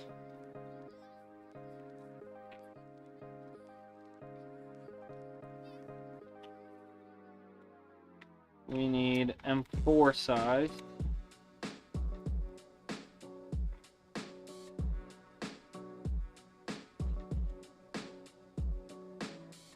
Aha. I bet it's this.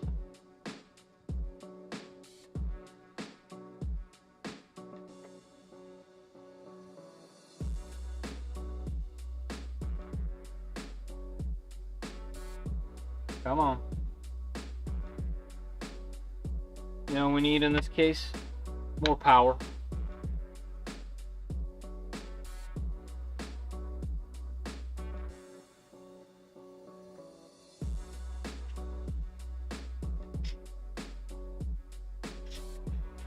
See?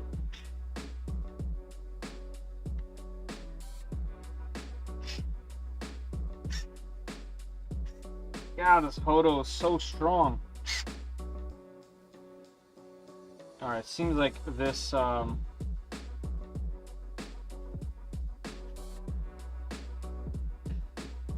this is too long of a screw. So what am I supposed to use, guys? You know, I bet I used the wrong one somewhere else. There's no other M4s.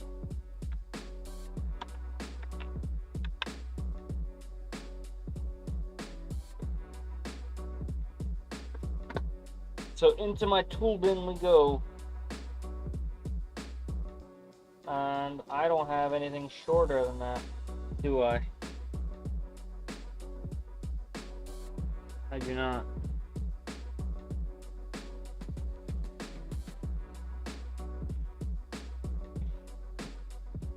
Let's see. Yeah. That's weird. I guarantee it's something I did as per usual. So that seems to be how these things have worked out. I do have washers, so I'll just add 2 washers and that will be all gravy.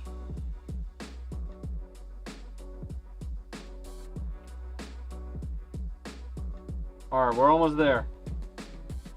Stay patient. Stay patient, everybody.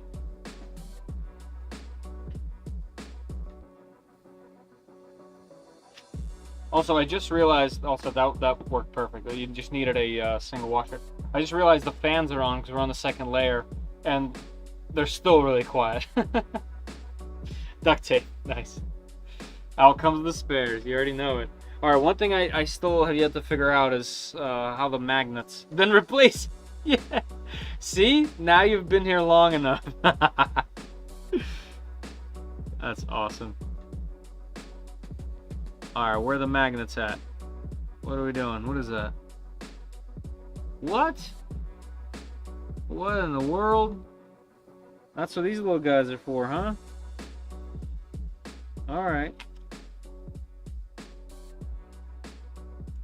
Alright, so that's gonna be our little magnet piece. It goes like that. Really?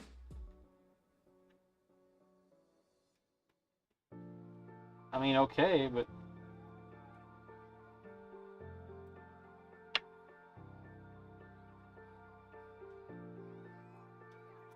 I guess it's clean.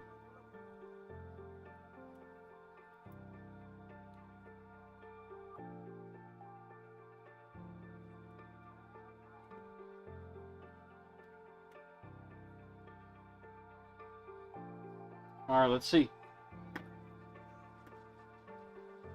It's okay.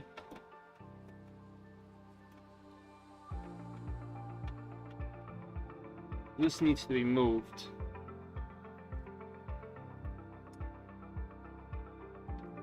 Let's see what needs to be moved.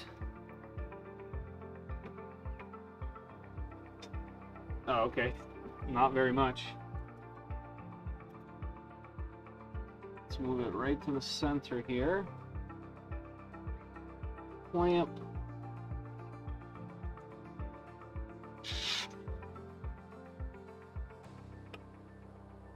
See?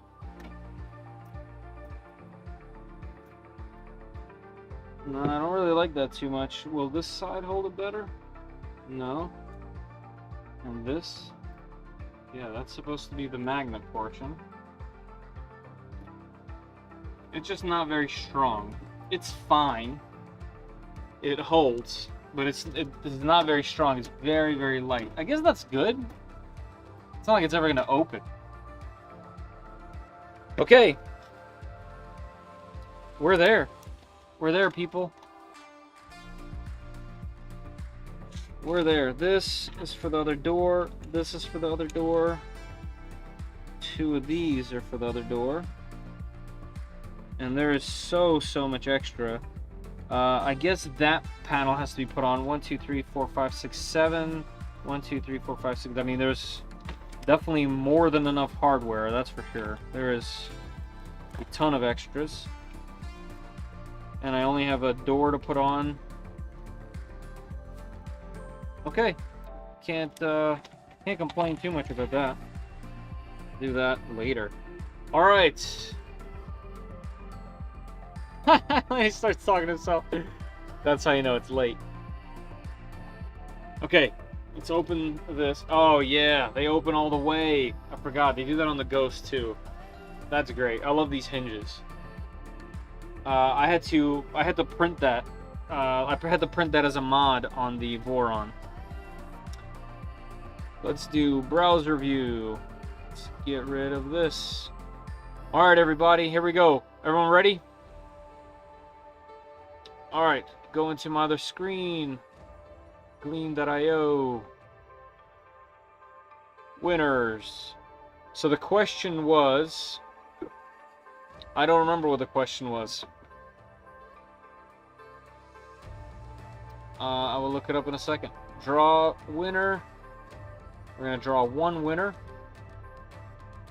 We are going to announce winner with avatars. Announce. Congratulations to, hey, JP. JP, congrats. I haven't seen you since the very beginning of the stream. Hopefully you're still here. I'm just scrolling up in the chat to see if you've said anything lately. You haven't. Hopefully you're just lurking in the background. JP, let me know if you're here because you have won a roll of Filament. If JP is not here and does not claim the prize, in about 5 or so minutes, I will have to draw another one.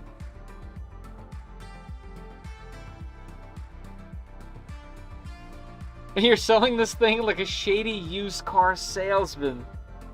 I don't know if that's good or bad. Hello, hello, hey, Numeric. Wow, Flying Bear looks good. It does look good. It looks really good. Putting this man, finish something. How's that silver pearl filament looking? It looks good. I'll show you guys a little closer in a second. Is that a Titan extruder? No, they have their own extruder. It uses larger gears, really similar to how Creality did their most recent one for the K1. It uses those same type of gears. I must have missed a bunch of these things. The answer is always impact gun at 150 psi. I like that you can read that like without the context and it's still funny. Munching on some candy, nice. Yeah. That's why I have that giant case of hardware. It's from Constant Extras.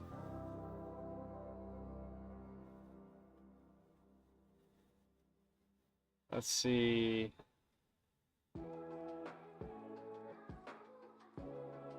I've seen some damn sight worse first print. Yeah, no, this one's good. It can definitely go faster. Their settings are funky. They really are. I feel like it's under extruding.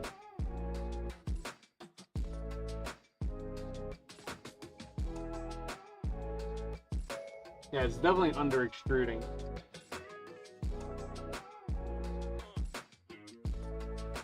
There's nothing funky going on here.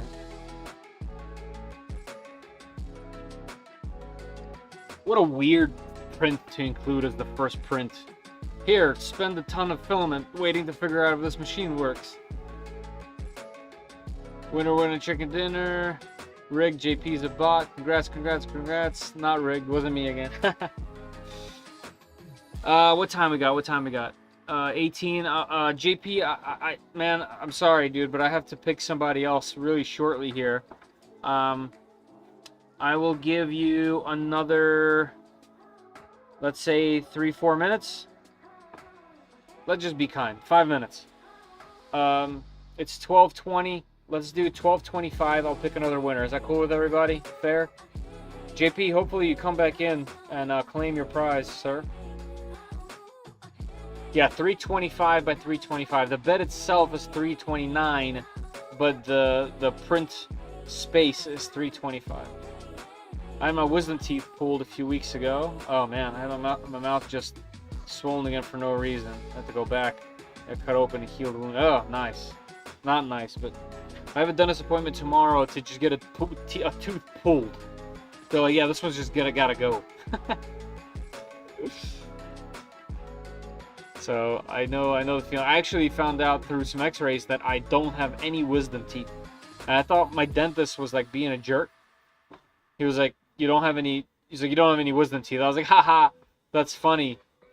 You know, like, and he was like, no, you don't get it. Like, you don't have any. I'm like, what do you mean I don't have any? Like, they don't, he's like, yeah, you weren't born with them. I was like dumbfounded. I had no idea that some people just don't not have wisdom teeth. I thought he was making a dumb joke. Pick again. Yeah, I mean, I will. I will. I'm giving him 5 minutes to be fair, you know, because he was here from the very beginning. He was the first person that was in the chat before the live stream started. When I was still setting up my cameras, JP was in the chat, so I want to honor that and give him some time.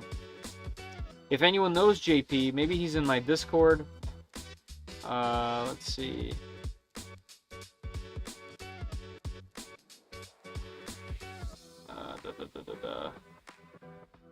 No, I don't think so. I don't recall. Well, anyway, let's give him a few more minutes.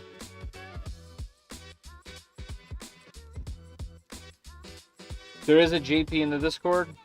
Well, you know, like I said, I want to give it away to somebody active. You know, as much as I respect him being here the entire time and all that fun stuff, you have to be active. You know, it says it all over the place. So we'll just have to do it like we've always done it and go from there. Just checking all my other messages and emails. Alright. I don't know if it's him though. Yeah, I don't know either. As far as I know, I have all 4 wisdom teeth per the dentist. They're there, but never grew out. Lucky. Give it to me. I would if I pull your name. He might be pooping. True. He might be pooping. Let's respect that. There's 2 JPs. Ah. Yeah, I mean, he's clearly not here anymore, which, you know, I understand. It is a long time to be in a stream if you're really not, like, just 100% in here. To be honest, I don't even know if I've sat through an entirety of a stream. Maybe 1 or 2. But I always tend to... I can never catch Nero's live streams. Like, it seems like our schedules are very different.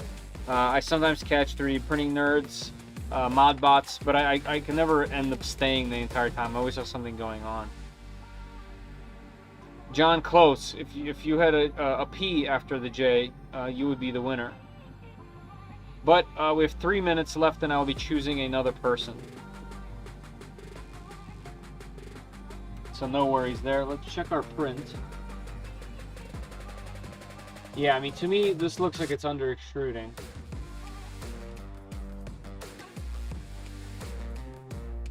There's quite a lot of air coming from there. Let's see what options I have here. Let's click more. I have filament layer stop. What's a layer stop mean? Light strip? There's no light strip on. It's nice that it's included, but there isn't one built in. The fans at 100. Can I just like flow or speed or anything like that? Here's speed. This is temperatures. Can I just flow? I can. I'm gonna set it to 110. Let's go 110 flow, because that looks to me like it's under extruding.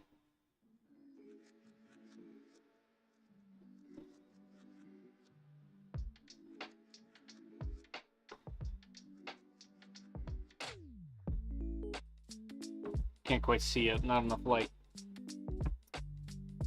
55 wasn't too just erupted. Oh man. Get him out early.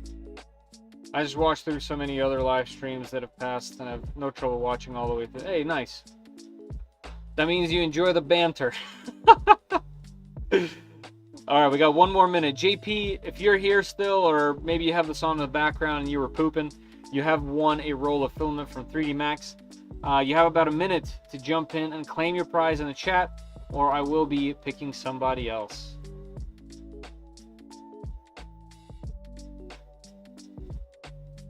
Sorry, I gotta go about out of power. Oh man. Byron, if you can wait. Oh, here we go. Okay, I'm picking a new winner. JP, last call, buddy. If you you want to roll a filament, but I'm picking a new winner. So unannounce. Winner. I'm gonna repick winner. This will revoke and pick another winner. Yep, repick. All right, we got another one. Announce in widget with avatars. Announce. Boom, John E. Johnny, you have won, sir. If Johnny, well, the real Johnny, please stand up. And this is John E. W. The other John. This is John with an H. So close. John LaRue. I almost every time I glance at your name without reading it, I want to say Ja Rule. 3D Max still has their 10x roll for 120 before 3DOS. Yeah, they have that almost always, David. Sometimes they have larger ones like 20 and 30. Hey, there he is, Mr. Walkman. I can confirm that because of the last name. Congratulations. Let's see what you wrote for the answer to our question. The smell of molten plastic in the morning. What was the best part about... what do you like best about 3D printing? The smell of molten plastic. Well, sir, you have won yourself some more plastic. So congratulations on that. Send me an email to Fedor, which is Fedor, Fedor, at 3dprintsos.com. And go ahead, go on their website, see what filament they have in stock. It has to be PLA plus. Any PLA plus, pick one that's in stock and send me an email with that choice and your address. No PO boxes. And I will forward them this information probably tomorrow. And we'll go from there, man. Congratulations on the win. Yes, Don, there is a 10% Labor Day discount, and my discount does not add on top of that because it's a coupon. So you can always get 5 off with my coupon, and then right now, you can actually still give me credit by using my link and then using the 10% off coupon. So if you're going to order, please go ahead and use my link. It helps a lot. Be sure to melt it. Yeah. Absolutely. Absolutely. It is a good answer. I did win. Back to watching 3D Print General. His news thing today was pretty cool.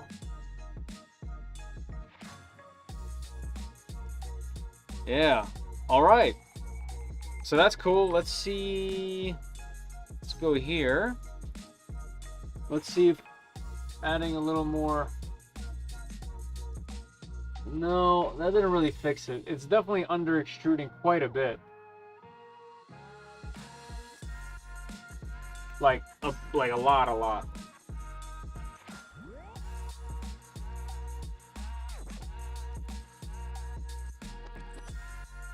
Yeah, I mean, this filament's barely moving. Whoops. All right.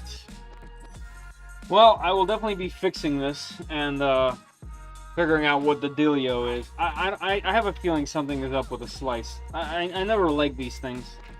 I am very curious as to what that is, though. Kind of wild looking.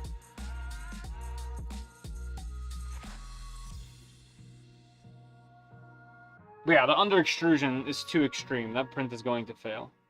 I don't know what the heck that print is. Yeah. I'm glad everybody had fun. Thank you guys for joining. On your way out, please hit that like button. It definitely helps a lot. I'm not sure if you saw on the Discord, but your shot link in the streams here all has 3 LLs instead of 3 IIs. And 3 IIs link is dead for me. Yeah, so I thought I fixed that everywhere.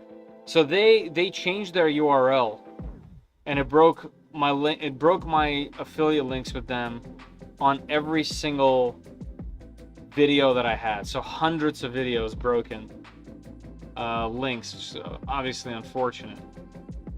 I'm just gonna log in real quick and grab the link, like the right link. I'm not a robot. Let's see if I can fix it. I thought I fixed that, honestly, like in my yeah,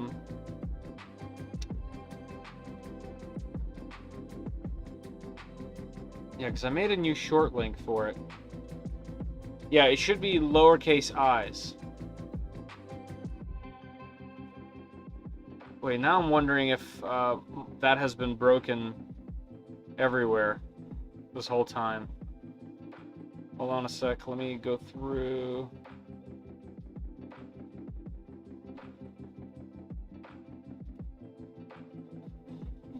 Sorry, that's probably loud. Alright, where is the edit button? Edit video.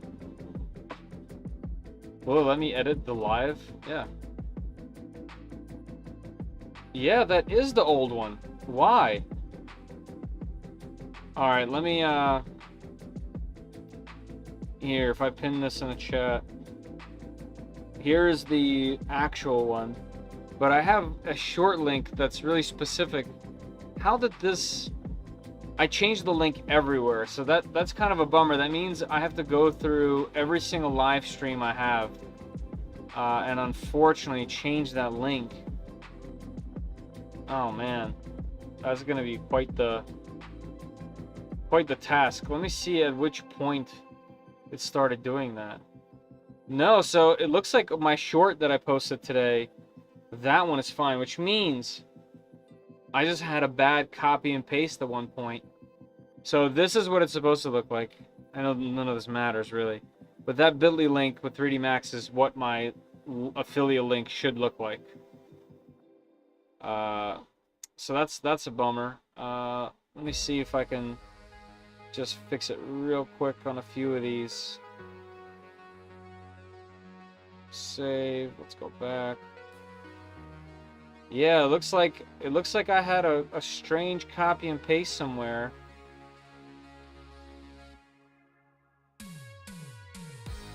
Well, that's unfortunate considering you know, they are a sponsor of the channel. Well, not of the channel, of the live streams. So that's a bummer.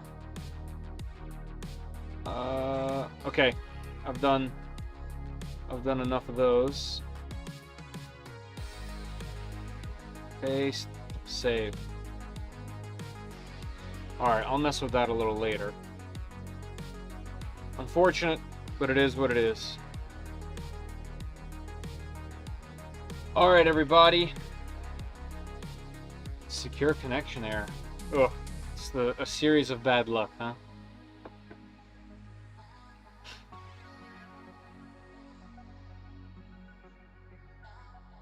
It could be. I don't even know anymore. It's too late for me to think about it. I'll fix it later. Alright, everybody. Looks like we're off to a okay start. Although, like I said, this is going to be a failed print for sure. I have to redo it. what I'm going to do is I'm going to restart it first. If it continues doing that, I'm just going to slice my own file. But we're up and running. It did everything it's supposed to do. I was able to level it quite reliably with it heated, which was my concern for the leveling sensor.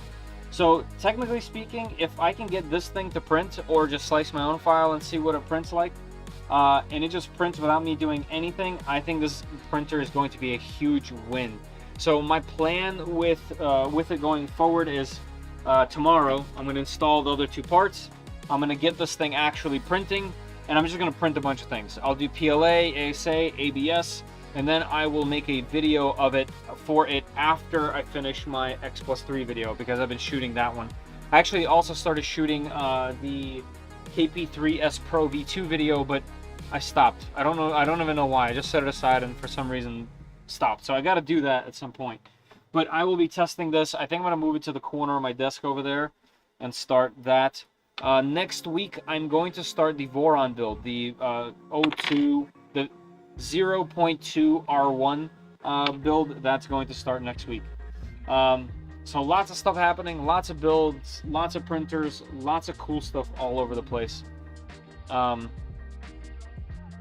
Will you need to move those wire looms behind the screws? No, they're completely not in the way. They're zip tied and hanging. No, I won't. They're good. Let me just zoom out of here.